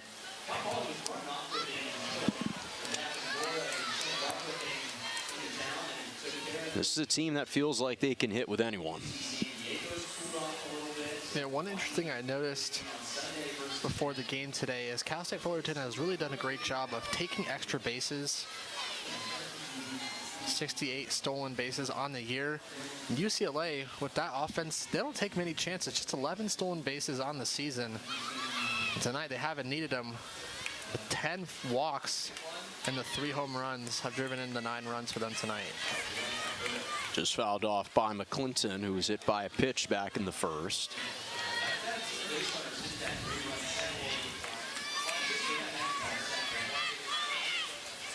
Titans trying to maintain this trend of scoring in every single inning. 2-2, and now he doesn't get the call. Was about to walk off, and Rick Cohen said that missed out wide. Nally wanted that call there, like you mentioned. Took a step or 2 over to the dugout, thinking she had a called strike 3. Now a full count to McClinton. And McClinton drives one deep into center. It's over the head of Lamar. Sarah Perez comes in to score. An RBI double for McClinton as it's 9-8 here in the 3rd.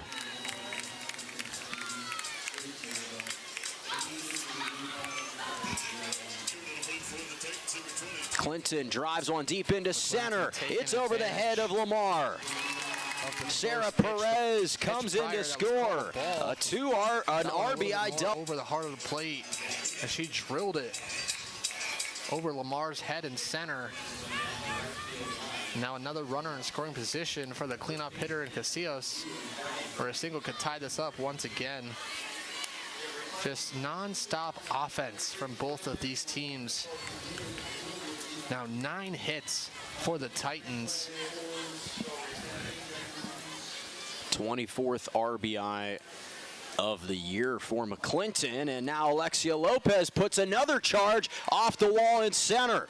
McClinton comes home to score. We're tied at 9. Back-to-back RBI doubles here in the 3rd, and we've got a ball game once again here in Fullerton.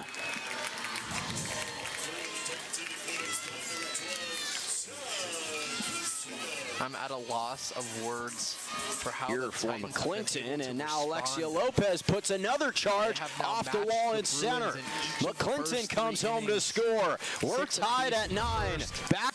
A run each in the second, and now 2 each for the teams here in the third in this 9-9 affair. Sarah Casillas.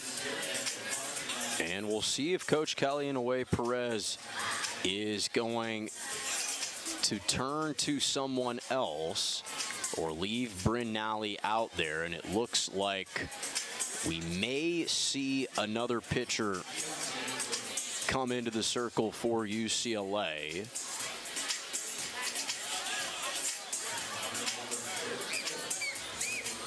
As you can see, so much accomplished for Kellyanne Perez, 2-time national champion as a head coach, 3-time national champion as a player, and Bryn Nally's night is done. So this bullpen and this pitching staff has been punctured here for UCLA. And again, in a midweek non-conference game like this, you wonder what the strategy is. Are you prioritizing trying to get the win and throwing Taylor Tinsley out at this spot? Are you throwing Sydney Summerdike out?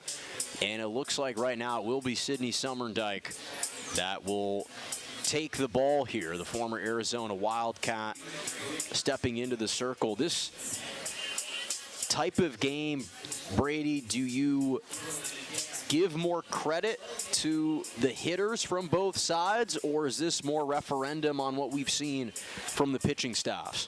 I think it could be seen from multiple perspectives. From Cal State Fullerton's side, they've really capitalized with the bats. Now 10 hits on the night.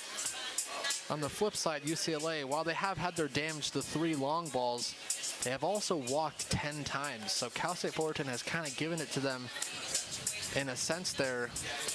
But I have been thoroughly impressed with the Titans offense. They have been barreling everything coming their way. Sarah Perez in the top spot with 3 kind of choppers for singles. But other than that, balls have been driven to the gaps. So it's been kind of a mixed bag for both these offenses, but to this point, it's been knotted up at 9. It truly is remarkable. 10 hits for Cal State Fullerton, 5 for UCLA. You mentioned the 10 walks to just 2. Bruins have been struck out 6 times. Titans have yet to be struck out. And neither side has committed an error in this game as that ball gets away from Alexis Ramirez on the wild pitch.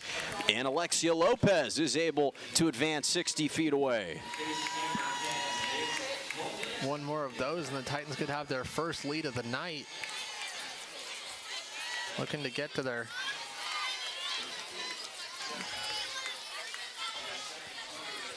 double-digit in runs scored for the 2nd consecutive game. Put up 13 in their win over CSUN. Last time Sydney Summerdike, by the way, appeared out of the pen was against Hawaii in their last non-conference game, 4 1/3. There were 67 pitches in the win. That's fallen behind 2-0 here to Sarah Casillas.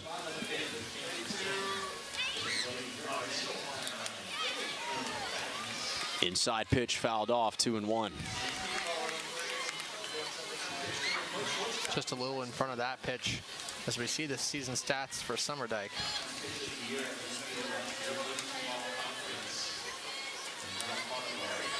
.5-0 recently in her appearances. Induces a ground ball, bobble from Garcia, and Perez comes to score. And for the first time tonight, the Titans have the lead, 10-9. Boy, a topsy-turvy game. You'd almost think maybe today is April 1st, but it's April 7th, and it is 10-9 Fullerton here in the bottom of the 3rd. a little bit of an announcer's jinx there from you, Jonah. You had mentioned no errors in the ball game. I did. And one ground ball that looked like it was going to get Summerdike out of the inning with the game tied. Goes off the glove of Garcia and allows the Titans to grab their first lead of the night as that dugout was going crazy. And the fans are loving it here. We mentioned it is a packed house. So much history between these two teams in a series that dates back to 1980. The Bruins have absolutely dominated this series. But the last time Cal State Fullerton won here at Anderson Family Field was 1996. They won 5-1 before you and I were born.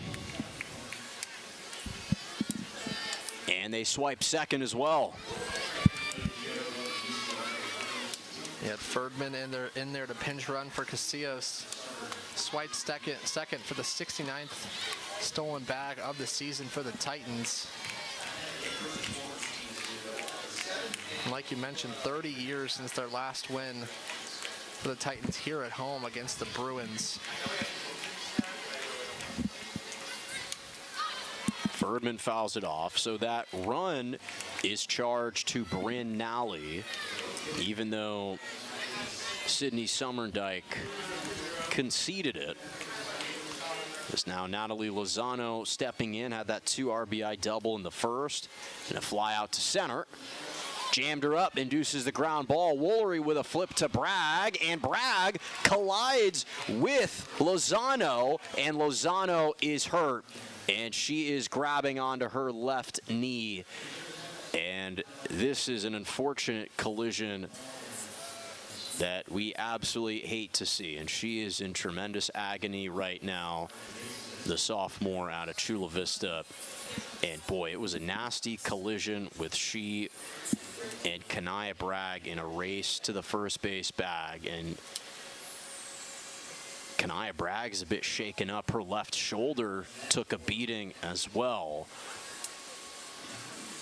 as all eyes though are gathered around Natalie Lozano. And boy, you don't want to speculate, Brady. This is an unfortunate collision, just a terrible scenario, but she is in some real agony and pain on the ground right now. Yeah, that ground ball was just in between first and second, kind of some indecision there. And it was a bang-bang play at first. Looked like it was actually flipped over to Bragg. The umpires will meet.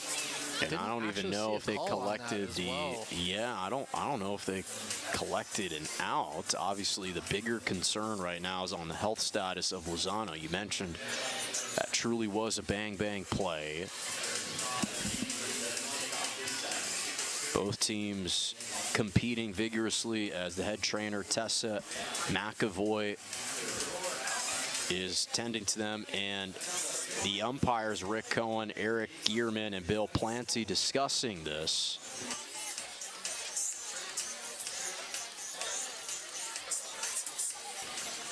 We're going to step aside and come back in a moment.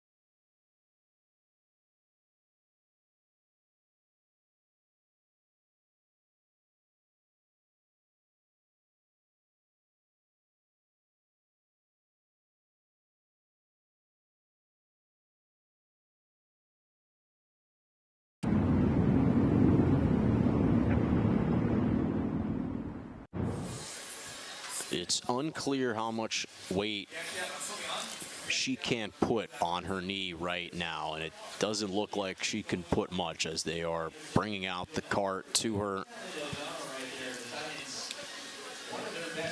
And she's trying to put a little bit of weight on that left leg. And because it was such a bang-bang play, and of course, we don't know the severity of this injury, but we're wishing all the best to Natalie Lozano and a speedy recovery. But what also transpired during the play was when Woolery tried to flip it to Kanaya Bragg, the Bruins, that is, were unable to collect the out as the ball got jarred free, and in the process, Cal State Fullerton's pinch runner Brianna Ferdman scored from second, and that is why this is an 11-9 game, and play will continue here in this third inning. It is not done just yet. But wow, what a sequence. And just a matter of moments right there, Brady. Yeah, it's good to see that Bragg got up and is okay, but such a tremendous loss for the Titans. Natalie Lozano is such a vital individual for this lineup. Such a standout player. The sophomore from Chula Vista was the 2025 Big West Freshman Player of the Year.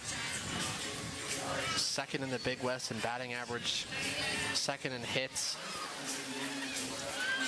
She's been phenomenal in Big West play this year.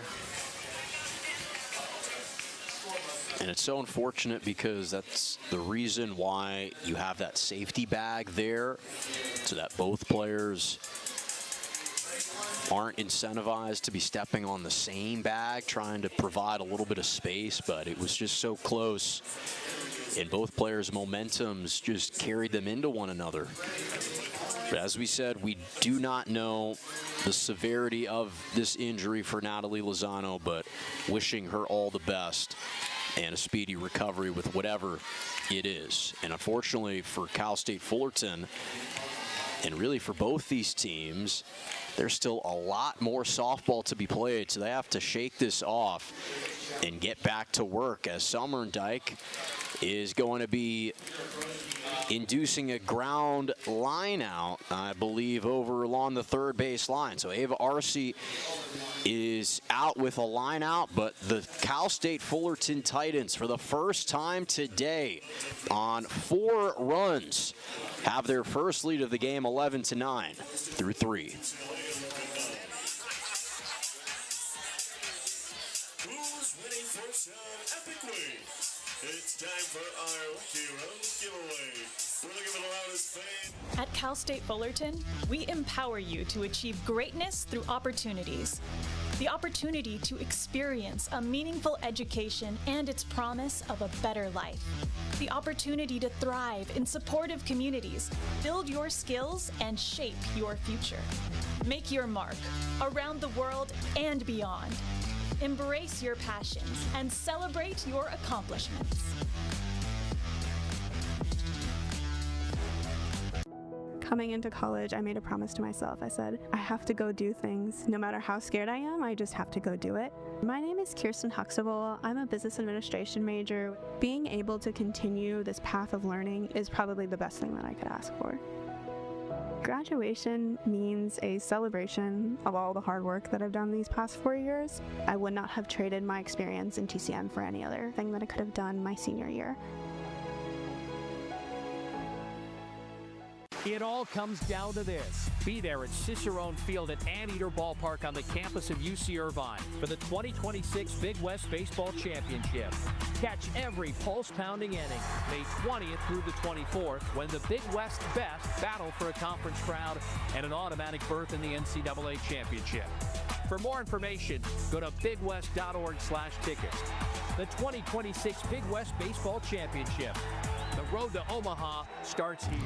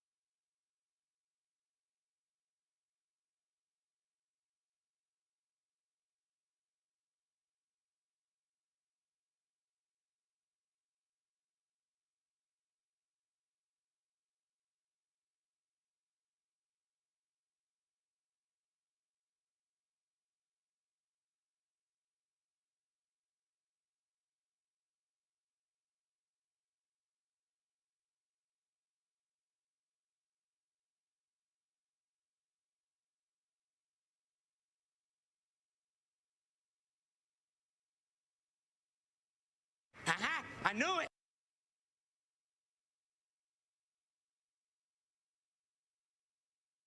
Played twice last year. UCLA won both of them 6-2, 4-2. Bruins have won 12 straight in this series. Yeah, the last win for Cal State Fullerton coming back in 2018. So nearly a decade since the last time the Titans took down the Bruins. Palovich into the corner in left and is cut off at first base. Riley Slimp got it into the infield quickly. So it's a long single for Maggie Palovich. Good job by Slimp down into the corner to cut that one off and keep Palovich at first, keep the double play in order for the 9-hole hitter in Verhoff, although it'll be very tough to double up her. She's one of the fastest players on this team. Palovich is going to go. The throw from Ramirez to Bragg is not in time, as Palovich is trying to stretch it out. She does stick up her thumb, indicating that she's okay. Again, another bang-bang play to the bag. She takes a seat on the bag.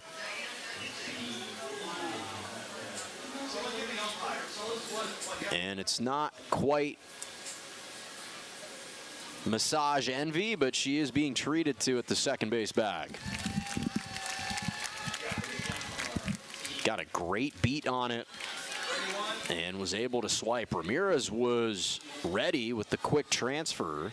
The throw just slightly behind. Yeah, nothing really Ramirez could do. That was a perfect throw down to the bag. Palovich just utilizing her speed and really got a good jump off the pitch. And Verhoff swings through. And so now that's a massive swipe as the Titans are trying to add an insurance run here in the fourth. Puts them into scoring position.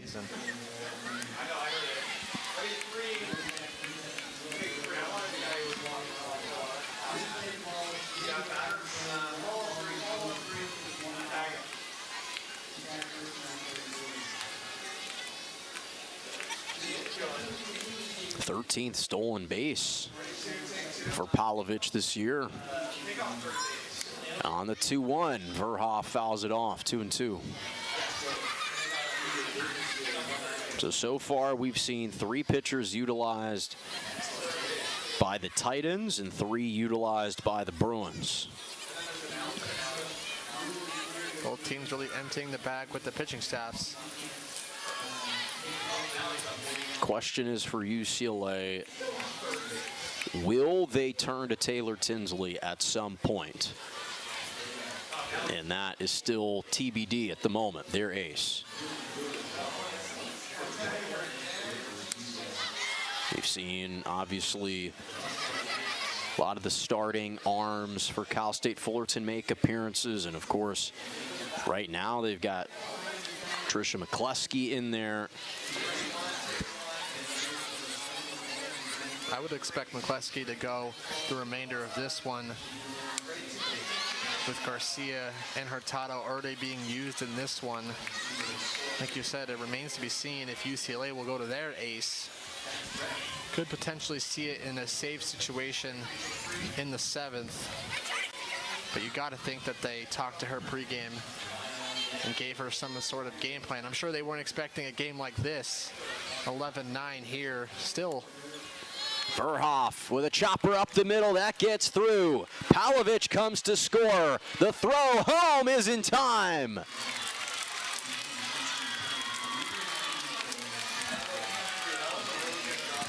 Palovich tried to come home from second after the base knock from Verhoff. Here, still. Verhoff with a chopper up the middle. She was waved home, and Lamar, what comes a bullet pass to Ramirez to knock out Palovich, wiping away the run for out number 2. Just a dart there from Lamar in center. perfect throw just in front of the plate to cut down Pavlovich. So it's a single for Verhoff, and then she advances to second on the throw. So she trades places with Pavlovich, but they don't get the result that they were looking for. Good play from the UCLA defense to keep the deficit at 2. Boy, there haven't been too many exceptional defensive plays in this game, but that was one of them right there. And that could be a flashpoint moment if UCLA was to turn things around. That play right there may have just sparked it, which is why if you're Cal State Fullerton, you understand how important of a moment this is as Lisa Fernandez comes in to meet with the infield.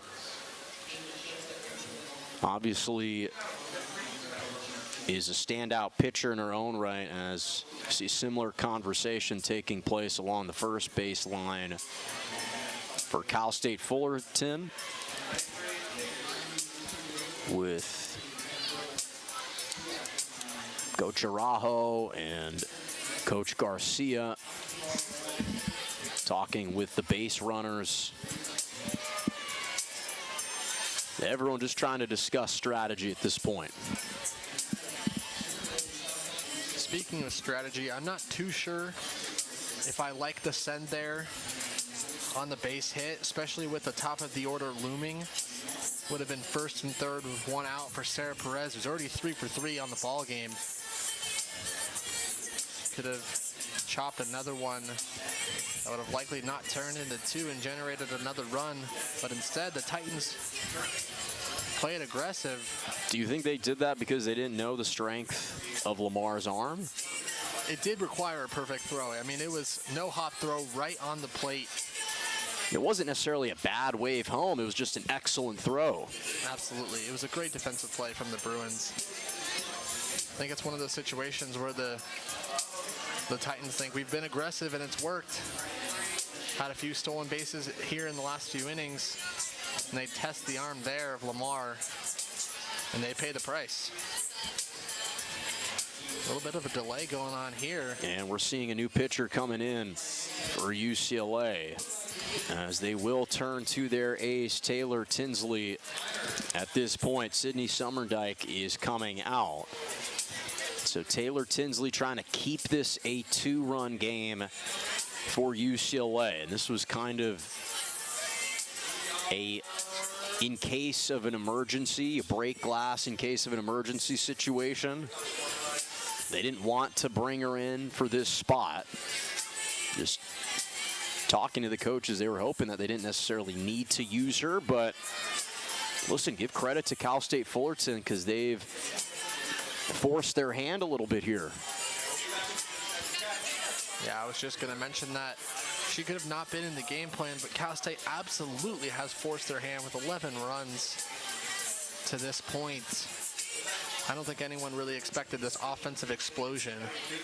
They did put up 13 in 5 innings against CSUN in their last game, but have really done a good job of hitting around this UCLA Bruins pitching staff. Big 2 out at bat here for Sarah Perez coming up.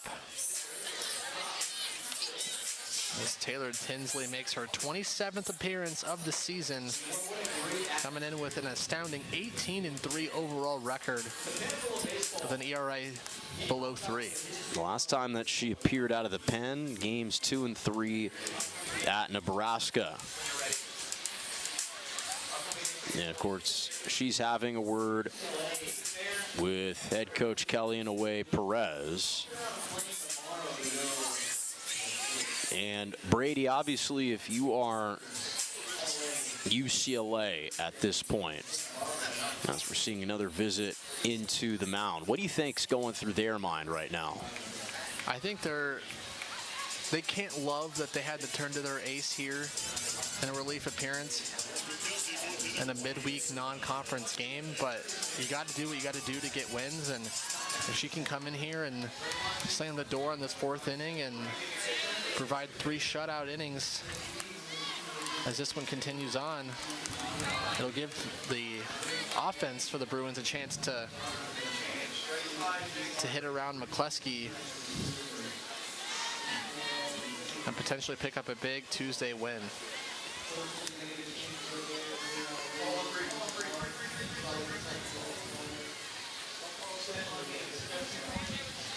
Of course, this is a special night, not just because of this historic matchup between these two teams, but literally taking place concurrently about 10 feet over is the baseball game, as number 1 UCLA's baseball team is visiting Goodwin Field to take on Cal State Fullerton. That's a high chopper caught, and again, no throw is made by the infield by Brie Alejandre. Verhoff, and now there is a little bit of a pickle situation. They were trying to buy time for Verhoff to score, and the Bruins gun her down. Boy, a frenetic sequence, and the Titans kind of overplayed their hand there a little bit as the defense gets the job done, but Coach Oakes is not fully convinced as she is going to challenge this. But they were trying to turn to the pickle situation to buy enough time to allow Verhoff to potentially score. Jordan Woolery was there, but they're challenging the play at home as the throw to Alexis Ramirez was a good one, but did the left hand of Kate Verhoff slide underneath the tag and make contact with home plate before any contact with Ramirez's glove was made. This either ends the inning or gives the Titans a 3-run lead. Such an interesting play there. Sarah Perez with a wide turn of first after her 4th hit of the ball game in just the 4th inning. Name a better duo than her and chopping one to the left side. But Woolley did an excellent job of catching that ball and firing one home. And a quick tag from Ramirez. Looked like they had her at home. It would be the 2nd out recorded at the plate in the inning. Earlier in the frame, Lamar gunning down Polovich at home from center as the umpires make their decision. Will the Titans have a 3-run lead? Or will we head to the top of the 5th with the Bruins trailing by 2? Here comes the call. And so the call stands. So it's a 5-3-2 putout to knock out Verhoff and keep this a 2-run game. So the Bruins turn to their ace to collect the final out of the 4th, and she does just that. But the Titans stay in front by 2 through 4 here at Anderson Family Field.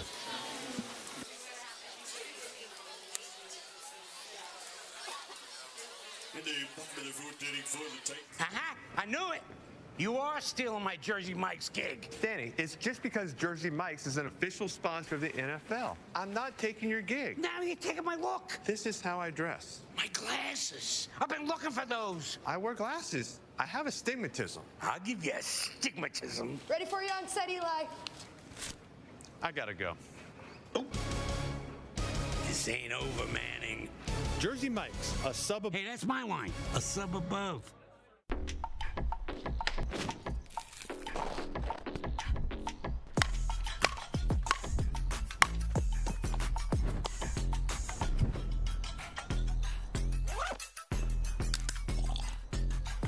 Hydrates faster than water with its specialized blend of 5 electrolytes for rapid rehydration.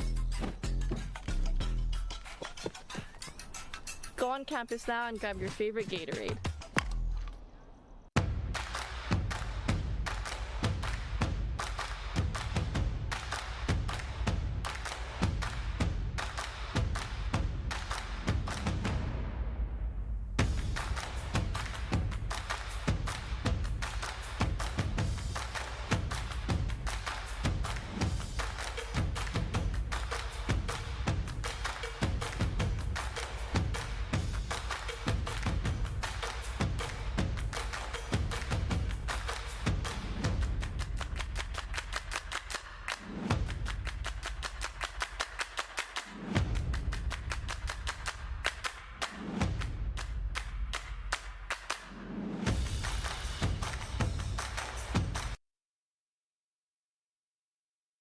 Klimp leading things off here in the top of the 5th for UCLA as number 10 trails unranked Cal State Fullerton 11-9. As the Titans are now 9 outs away. That's the magic number to collect their first win at home in 30 years. And Trisha McCluskey hoping to be the one to deliver them to that promised land. Reigning all Big West first team selection.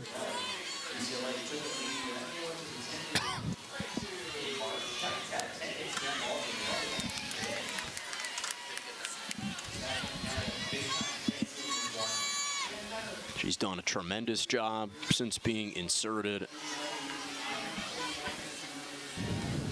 It felt like the dam had broken up. Gets the ground ball to second, and McClinton fields it cleanly.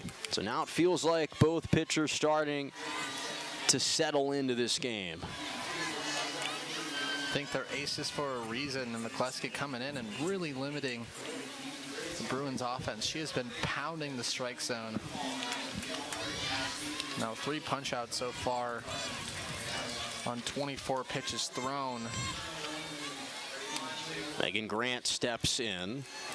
Just an unbelievable story on Sunday.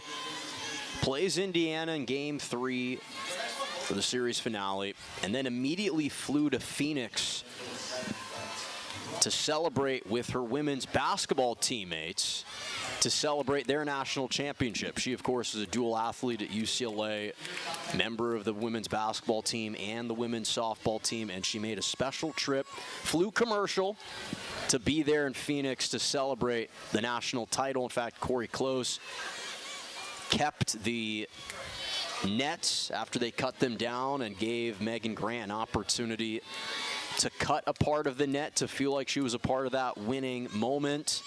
It meant so much to her to be able to share in the glory with her women's basketball teammates. They all took the bus home together, and it really symbolized and embodied what it means to be a Bruin and what it means to be a part of the Bruins family.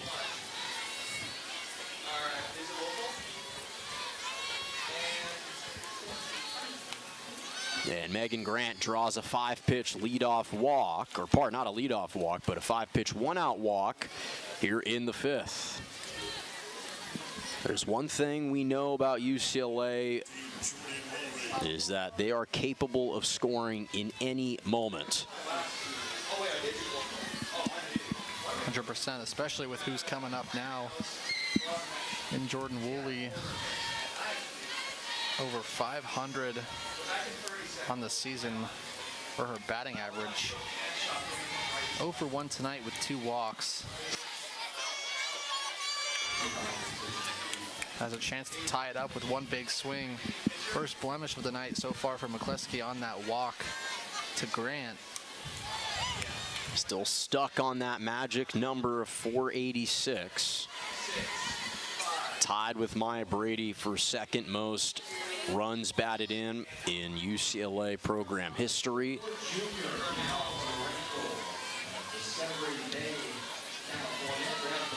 Trying to pass her here.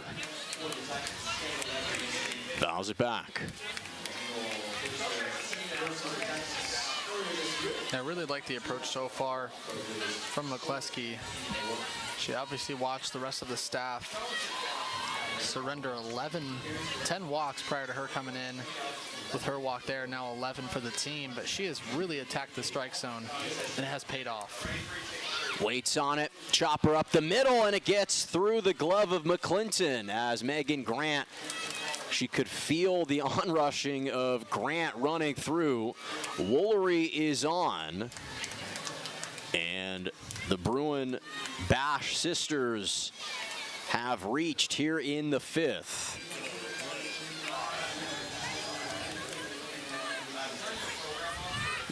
And it's unclear if that will be charged as an error to McClinton or if they'll feel like that was, again, one of those kind of bang-bang potential plays. And it is charged as an error. Bruins will take it. First error of the game for Cal State Fullerton. Could have potentially been an inning-ending double play. And now 2 on for the cleanup hitter in Bragg. First traffic of the night for McCluskey. She's been great this season, though, at working out of these situations.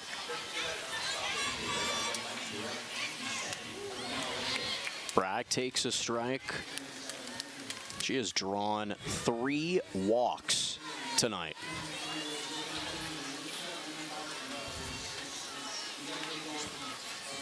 She's been at the forefront of the UCLA offense, displaying the patience. She watches another one go by for a strike. She has 3 of the 11 walks for the team. A career high 3 walks for Kanaya Bragg. 1-2. Good waste pitch there from McCluskey. Up 0-2. You don't need to put anything in the strike zone. Seeing if she could generate a chase. Bragg does not go after it. Now she's still up 1-2. And McCluskey gets the call. Fastball on the inside, paints the corner. And she strikes out Bragg for out number 2. Got her looking. First looking punch out for McCluskey tonight. Great pitch on the inner half there from McCluskey. Freezing Bragg and grabbing a huge second out here in the 5th. And it allows McCluskey now to focus solely on Bri Alejandre. And right now, Coach Kelly Inouye Perez hasn't taken Megan Grant out over at second base as a pinch runner.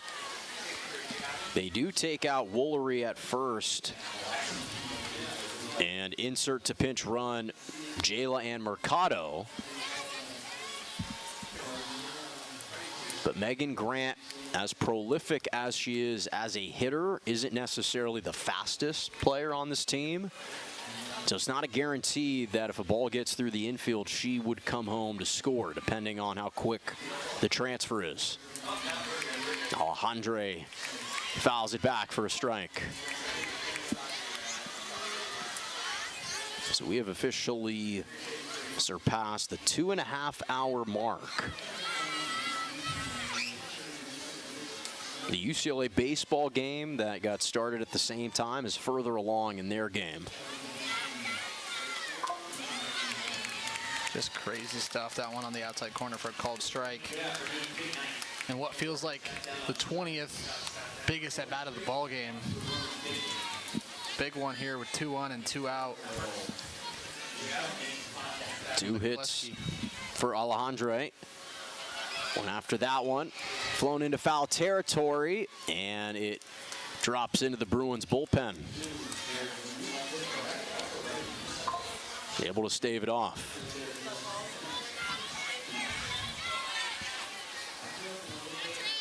Bri Alejandre just relishes the opportunity to be a Bruin. Was built for these kinds of moments. Induces a blooper in the infield. McCluskey as Sarah Perez gets underneath it. So the Bruins were building some traffic on the bases, and it's extinguished by McCluskey. The ace for Cal State Fullerton keeps her team in front by 2 as we head into the bottom of the 5th.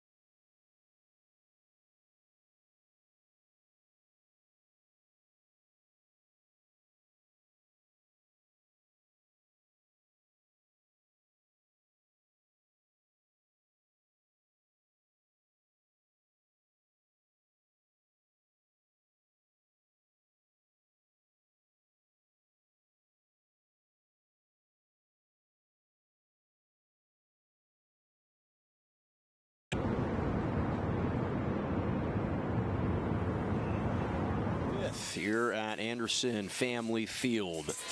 Brady Charette, Jonah Malkin with you as Taylor Tinsley stays out there for UCLA.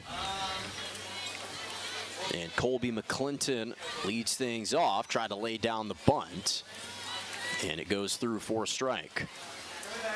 So if you're Cal State Fullerton here, Brady, are you looking to tack on some insurance runs via the small ball if you can get someone on base, or is it still swing away the way that you might normally at this point in a game?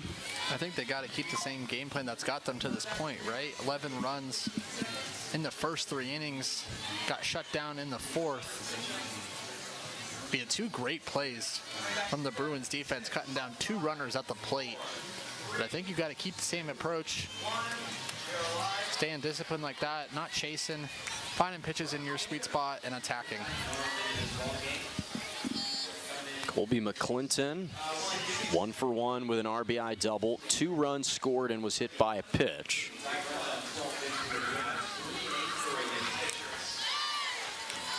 And is able to foul it off to stay alive. That was a filthy pitch there from Tinsley. That one just dropped out. Started at the knees and ended up at the shins of McClinton. Was able to foul that one away.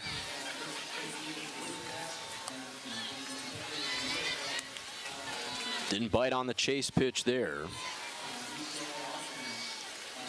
By the way, this is the most runs that UCLA has conceded since their 15-12 win versus number 4 Florida, as Tinsley takes out McClinton to begin the 5th. That game was on February 27th. So it's been a long time since this pitching staff has in many ways kind of been abused the way that it has been tonight by Cal State Fullerton. Yeah, and what I love is the Titans have done it in a multitude of ways. From the top spot in Sarah Perez. Took a little speed off it, and that, I believe, is going to be a single. Or is this ruled foul? I believe it's just a single for Alexia Lopez. Boy, what a night for Alexia Lopez. 4 for 4. And with that hit as well, she's tied her career high that she set 2 times last season.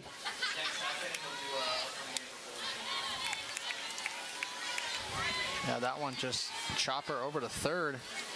Right off the glove of Alejandre. It looks like they're going to rule it in error. And scratch that. Yes, it is not the 4th hit.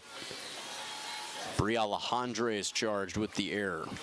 Would have been close at the bag at first, but they will give her the error. 3rd error for the Bruins tonight.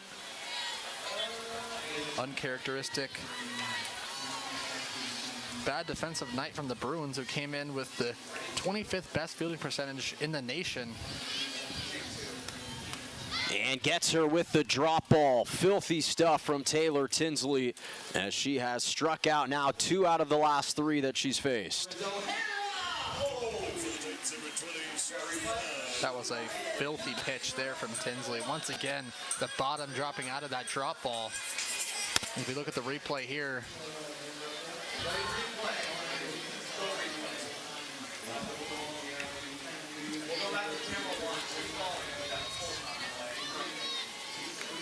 and because of the injury sustained to Natalie Lozano, as Casillas was just struck out, Sophia Newcomb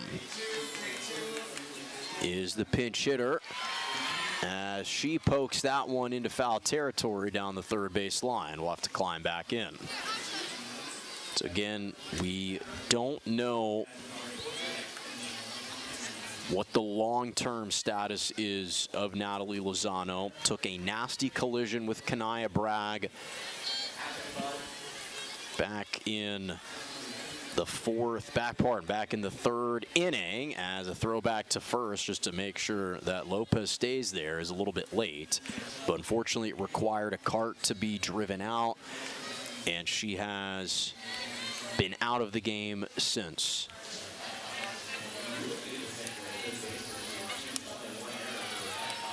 Chance for a double play. Instead, it's Garcia. Doesn't need the double play. Calls her own number. Directly goes to first. A 6-3 putout as the defense and Tinsley are able to work around the error. They hold their own as we move on out into the 6th.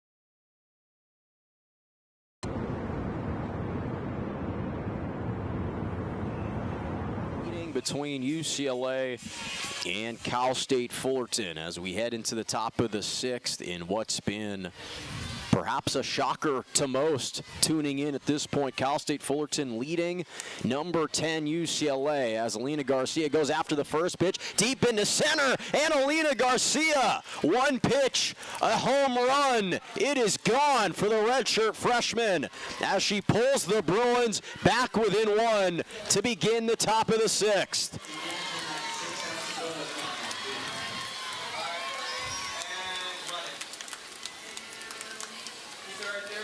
Boy, they absolutely had to have it. In at this point, and Alina Garcia, who was just named Softball America Defensive Player of the Week, deep says, I can do some damage on offense as well, as she drives in her 9th home run of the season. Such a good swing there off McCleskey.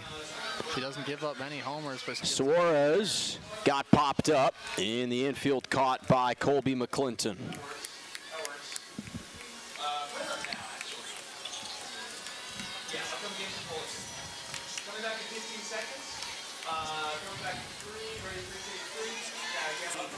So we saw Ramsey Suarez get the first 2 at-bats. Jasmine Leyva came in for the 3rd. And then Ramsey Suarez back out. She's now 0 for 3 as Alexis Ramirez, who hit a grand slam again in what feels like a different day when the sun was out. Back in the 1st inning. Back up for her 4th at-bat. Bruins jumped out to a quick 6-0 lead in the top of the 1st. Titans then responded, plating 6 of their own.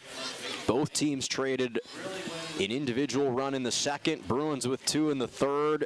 Titans with 4 in the 3rd. And the Bruins have now 4 unanswered as Ramirez flies it into right. And it's caught by the newly inserted Sophia Newcomb over in right.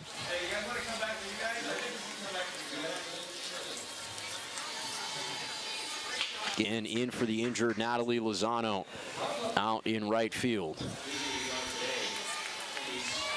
Yeah, back to the home run. That was McCleskey's 13th allowed on the season. So she's been hurt by it a little bit this year. Luckily, just a solo shot for the Bruins. But they have cut the deficit down to 1. And like we mentioned earlier, it's been jab after jab, but who's going to have that final blow? Is it going to be McCluskey slamming the door for the Titans, or is it going to be the Bruins with a comeback victory? It's felt like both teams have been on the ropes at various points, but they've both shown that resolve to get off it and grab the upper hand at times. And now it's Cal State Fullerton. Can they handle the pressure of understanding how close they are to their biggest win of the season, and maybe their biggest win? I don't want to over-exaggerate and say this century, but certainly one of the biggest wins in quite some time for this program. It would have to be one that Gina Oaks-Garcia would be proud of. Like we mentioned earlier in the broadcast, it's been 30 years since they've defeated the Bruins here at home. Oaks-Garcia played here with the Titans from 2000 to 2003. They could never beat them here. Had a few wins up in Westwood, but no luck here. And they lead by 1 with just 4 more outs to get. Jolena Lamar with a 2-run homer in the 3rd for UCLA. Waited on it, and McCluskey takes her out. Boy, she has been pretty stellar in the circle. But Alina Garcia pushes 1 across for UCLA. They've got 3 more outs to try and at least tie it, as they'll try and contain Fullerton here in the bottom of the 6th. Don't go anywhere. We got a good one here at Anderson Family Field.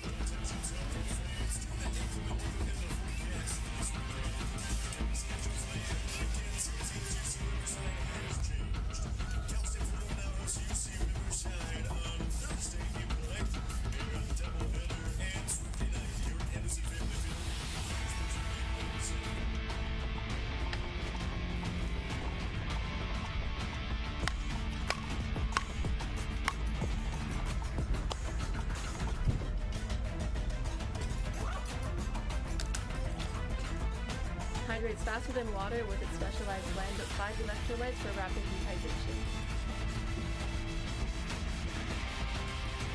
Go on campus now and grab your favorite Gatorade. The 2026 Big West Softball Championship returns to Anderson Family Field on the campus of Cal State Fullerton. Catch 4 great days of action May 6th through 9th as 6 teams battle for a conference title and an automatic bid to the NCAA Championship. For more information, go to bigwest.org/SBChamps. The 2026 Big West Softball Championship. Tickets are on sale now. What is the Big West? The Big West is where the Aloha spirit meets California cool. It's a place of unlimited opportunity on the court, in the classroom, and in the community. We're built different in the Big West. We find a way to win with hustle, heart, and hard work. What is the Big West? It's the place where dreams come true. The Big West. Only the bold.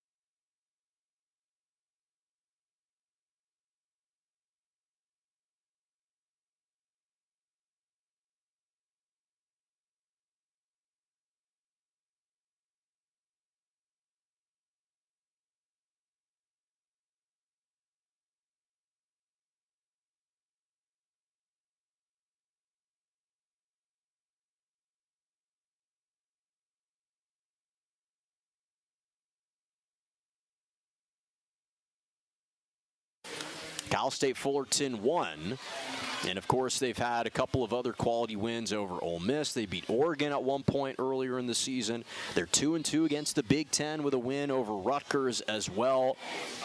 So this is a team that it can be deceiving what their record has been, but against ranked opponents, they've really played extremely well and have risen to the challenge. Yeah, absolutely. They come to play regardless who their opponent is. Night, day, weekday matchup, non-conference, Big West teams. Gina Oaks Garcia has told me numerous times that it doesn't matter who's across the diamond. It matters about how they play. And they've played some really phenomenal softball here tonight. Just missed the call inside for Tinsley. Taking on Ava Arce. It'll be interesting how the Titans approach the pitching staff with the coming days. They got that doubleheader on Thursday against UC Riverside and then another one Friday. Utilized all three of their pitchers tonight. So it'll be interesting to see how they configure this upcoming schedule. And that's the reason why I've asked you so many times about the strategy, because to your point, you are kind of exhausting the arms that you have at your disposal. Now, again, the flip side is this is an important game, not just record-wise, not just for building your resume, but just for the psyche and the belief and the confidence of this team that they can do something special this year. Absolutely. I think you nailed it right on the head about the whole confidence. You know, a win of this nature. Ground ball left side, Garcia, and she cannot field it cleanly. Boy, it has been a game filled with mistakes from this UCLA infield. That's error number 4 on the night.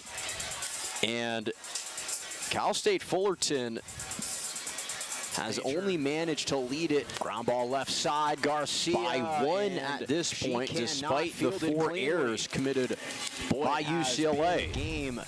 It's just been one of those wonky games where the stats aren't exactly telling, because we've talked about it. 4 errors now for UCLA, but they also have 11 walks. But Cal State Fullerton leads the hits department 13-6. Both teams feel like they could be the ones to be leading at this point.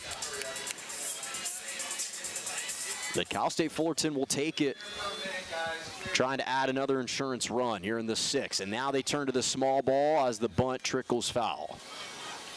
Yeah, just an uncharacteristically bad, sloppy defensive game from the Bruins. Like I mentioned a little bit earlier in the broadcast, came in top 25 in the nation in fielding percentage.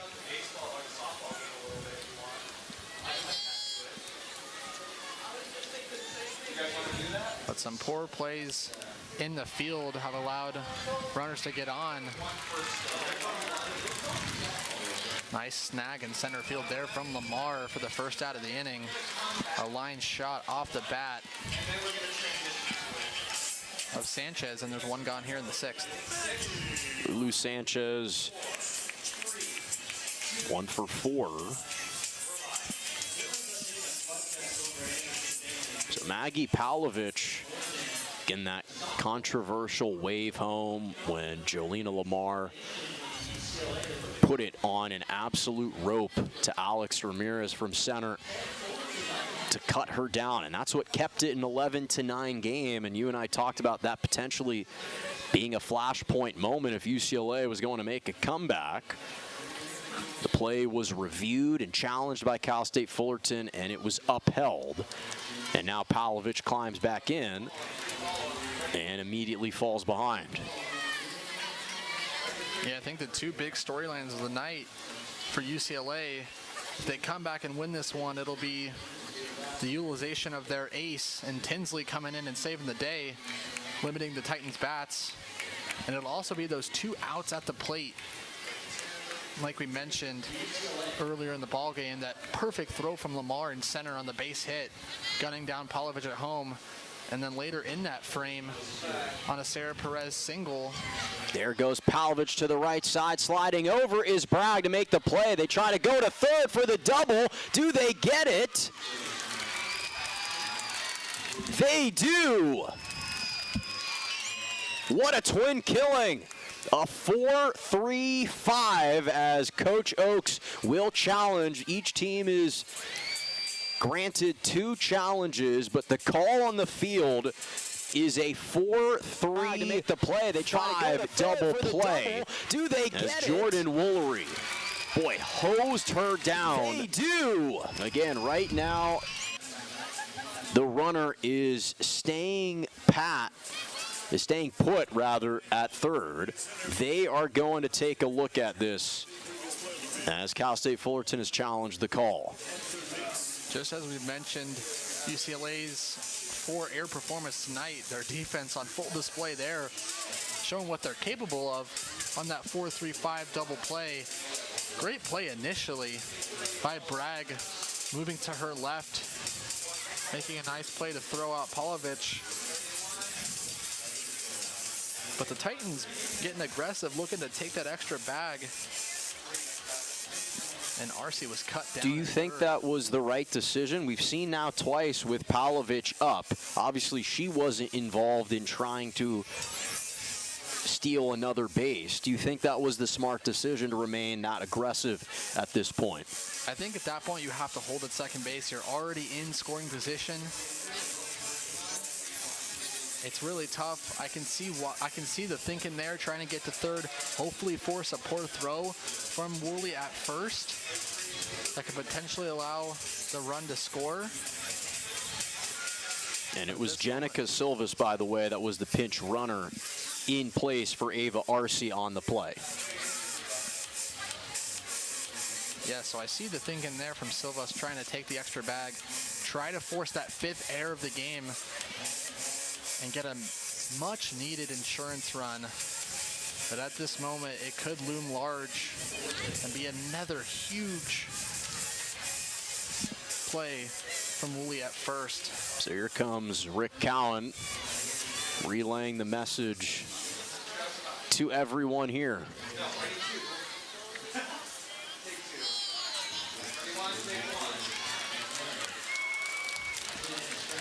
And the play stands. Boy, a timely twin killing for UCLA as they give their offense one more chance. They trail by 1. Can the Titans close it off and collect their first win over the Bruins here in 30 years? Time to find out on the other side.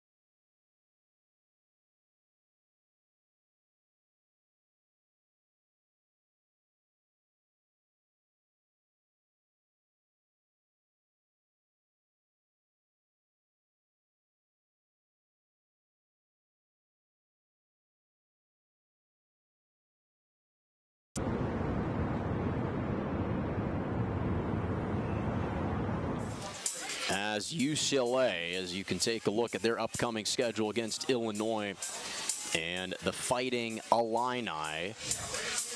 Only one time this year as UCLA, when trailing, entering the 7th inning, come back to win. And it came against South Carolina earlier in the season, much earlier in the season, back on February 21st as part of the Mary Nutter Collegiate Classic in Cathedral City. They trailed 4-0 heading into the top of the 7th, and they plated 5 runs in the bottom half to walk off the Gamecocks. And they've got the top of the lineup up, taking on the Titans' ace, McCluskey, and Riley Slimp. One swing, driven into the gap in right center. That's down for a base hit. She's chugging along for 2, and she slides in. A belly flop leadoff double for Riley Slimp to begin the 7th for UCLA. Just the start the Bruins needed to kick off this lineup up, taking on the Titans' ace, McCluskey, and Riley Slimp. One swing, driven into the gap in right center. That's down for a base hit. She's chugging along for 2. It's her 9th double of the season, and it's her first official hit of the game, as now Megan Grant, number 2 in the nation in home runs with 26, number 1 in the nation in on-base percentage, in slug percentage, in OPS, up for UCLA. At the perfect time for the Bruins. What a moment this would be for McCluskey. It's going to be a tall task. And Megan Grant drives one into center, and it's caught by Katie Verhoff for out number 1. And it holds up Slimp at second as well. Well, since McCluskey has come in, she issued 1 walk to Grant and then a line out to center. The job's not done, taking on the nation's leader in runs driven in Jordan Woolery, as it prompts a visit from the infield and Coach Oakes. Boy, they are 2 outs away, and the game-tying run is at second. Do you think they're discussing strategy or more just trying to calm everyone down? I think this has to be strategy. I was just about to pose the question, with first base open, do you put one of the most prolific run batting in hitters in the nation on first base and create a double play situation, or do you attack her? I think personally I would put her on, set up that double play situation, but could be discussing a multitude of options here. Would you wait until you see how the first couple of pitches go to see if McCluskey gets ahead in the count versus if she falls behind, then you employ that strategy? That could absolutely be something that Gina Oakes-Garcia was discussing with McCluskey. Could talk about, hey, if you fall behind here 2-0, 2-1, don't be surprised if we put her on and give you a new count and force a potential double play situation to end the game with Bragg standing on deck. Woolery goes after the first pitch, and that's down for a base hit. Into the corner and right. It got underneath Newcomb. Slimp comes home to score, and it's a tying RBI as Jordan Woolery passes Maya Brady in emphatic fashion for the 2nd most runs driven in all time at UCLA in the clutchest of moments to tie this score at 11 here in the top of the 7th. First pitch swinging for the first baseman, and she makes history, tying this one up with an RBI triple to knot it up at 11. And now she stands on third, 60 feet away as the go-ahead run. Newcomb laying out for that one, unable to make the catch. And like you mentioned, passing Maya Brady. And the runs batted in total. And man, this back and forth affair continues to impress. 247 in her career. And a big one here in the top of the 7th as UCLA has stormed back to tie up the score, and they've got the go-ahead run 60 feet away as Kanaya Bragg steps in.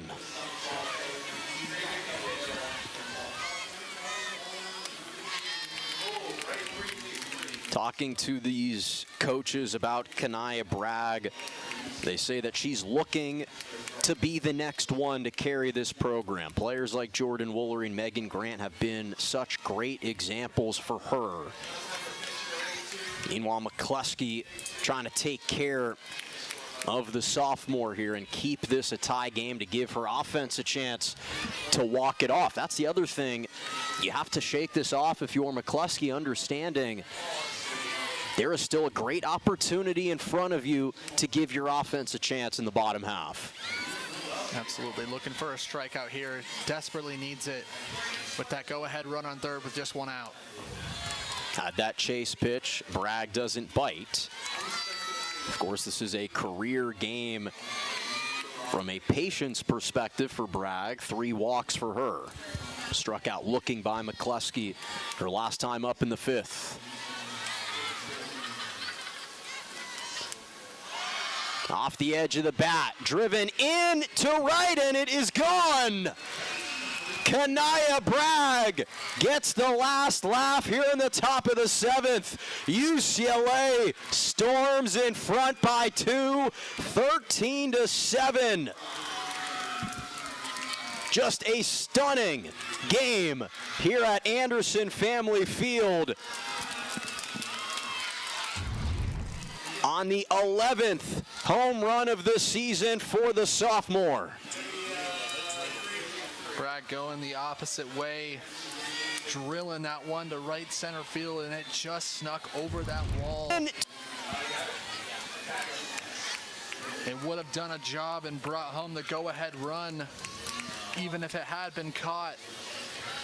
But it sails over the wall here in Fullerton and gives the Bruins another lead. It's 13-11. Boy, McCluskey has been so good tonight for Cal State Fullerton.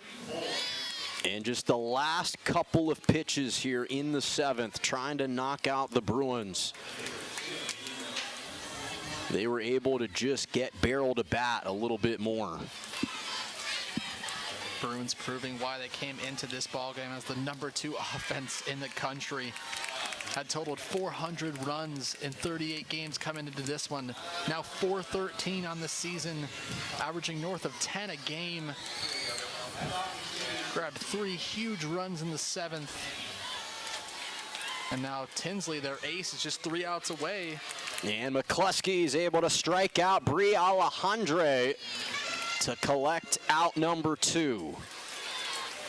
But to your point, now it changes everything for Taylor Tinsley coming into the circle, because she'll know she's got, at the bare minimum, a 2-run cushion to work with.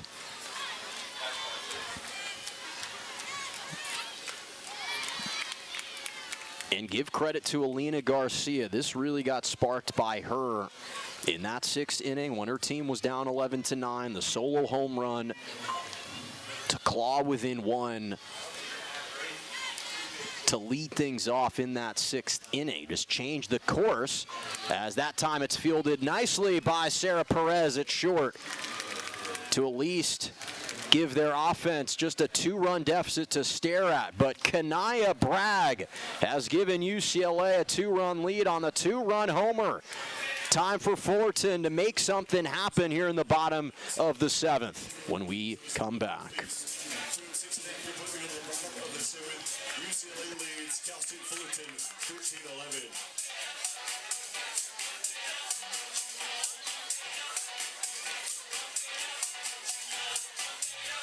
To right, and it is gone. Kanaya Bragg gets the last laugh here in the top of the 7th. UCLA. Aha! I knew it! You are stealing my Jersey Mike's gig. Danny, it's just because Jersey Mike's is an official sponsor of the NFL. I'm not taking your gig. Now you're taking my look. This is how I dress. My glasses. I've been looking for those. I wear glasses. I have astigmatism. I'll give you astigmatism. Ready for you on set, Eli. I gotta go. Oh. This ain't over, Manning. Jersey Mike's, a sub above. Hey, that's my line. A sub above.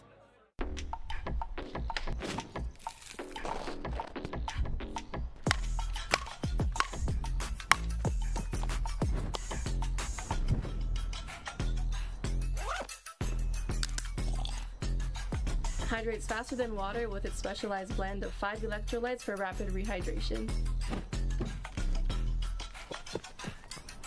Go on campus now and grab your favorite Gatorade.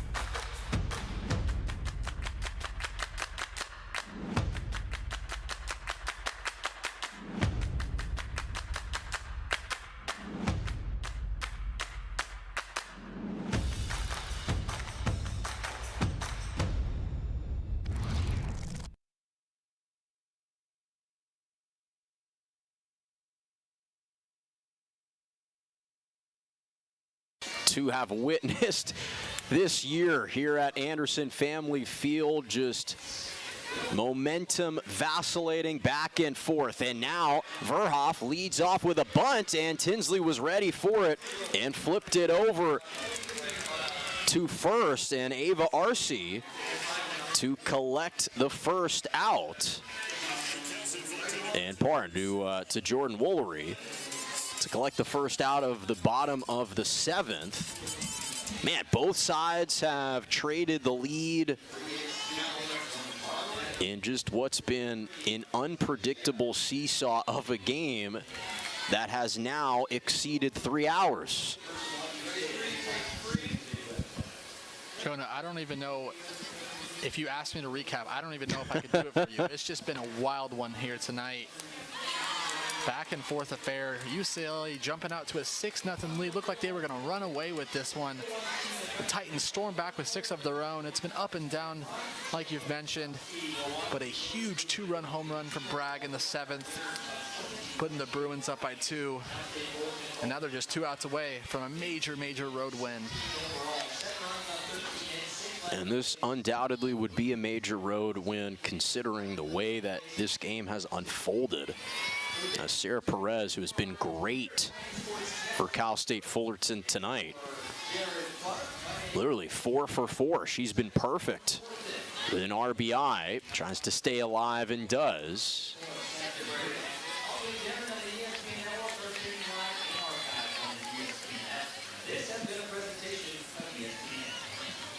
Colby McClinton waiting in the on-deck circle for Cal State Fullerton, needing 2 runs here in the bottom of the 7th at the bare minimum to extend this game. Yeah, great night from the leadoff hitter and Sarah Perez, a season-high 4 hits in this ball game. Previous high was 3 against UC Davis back on March the 28th. Perez flips one into left, and it's caught by Riley Slimp for out number 2. Again, this series dates back to 1980. UCLA leads the all-time record here at Anderson Family Field, 22-12. 35th meeting here at Fullerton. These two teams met so often in the NCAA tournament. 6 different games played at the Women's College World Series. And now Colby McClinton, the last chance for Cal State Fullerton, trying to extend this game, trying to get it to Alexia Lopez, who hit a home run in the 2nd. Runs inside, 1-1. Yeah, her job should be getting on in any way she can. Getting hit by a pitch, walking, reaching on an error, whatever she has to do to bring the tying run up to the plate in Alexia Lopez, like you said, the backstop, who's already homered tonight. It's what she's got to do to keep this one alive for the Titans, who are down to their last strike.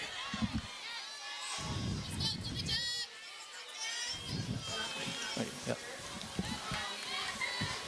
1-2. Tinsley, 18 wins on the year, trying to close it out for UCLA. And boy, a tough take from McClinton not to bite on the drop ball for two to stay alive. Really good job to hold off there. Nice job, guys. Thank you, guys. You guys did amazing. You got fucked by the SID. You did really well. On the ground, Woolery's got it for UCLA, and the Bruins from up 6 to down 2 to leading it by 2 to winning by 2 come into Anderson Family Field and stave off a major upset as the Titans had them on the ropes, but Kanaya Bragg, 2-run home run, and Taylor Tinsley coming in for her 19th win of the season propel UCLA to their 34th victory of 2026. What an absolute fantastic game offensively, Brady. Just a bummer that it had to end with someone on the wrong end. Absolutely, over 3 hours of back and forth affair here at Anderson Family Field. Just a wild softball game here tonight. The Titans were so close to capping this one off with a major statement win. The UCLA showing how dominant that offense is, coming back with 3 in the 7th to grab their 34th win of the season. And again, just another case in point how well this Cal State Fullerton team has played against ranked teams this year. This does go down as a loss, 24-12 on the season. But the way that this team competed, and it took every ounce of greatness from that UCLA offense to overcome what had been a tremendous game from Cal State Fullerton. They took the initial punch, trailed 6-0, and came back to lead it going into the top of the 7th, but just fell a little bit short. Well, that'll do it for us here at Anderson Family Field. A night to remember, certainly for the fans who got a front field seat, if you will, for this tremendous matchup. But it's UCLA and the number 10 Bruins taking down Cal State Fullerton 13-11 in this tremendous Southern California rivalry. For Isabel Eiholtz and Annabella Rivera, and of course Brady Schuritz and our entire ESPN Plus crew, I'm Jonah Malkin saying thanks for watching and so long from Fullerton. Enjoy the rest of your Tuesday night. Aha! I knew it! You are stealing my Jersey Mike's gig. Danny,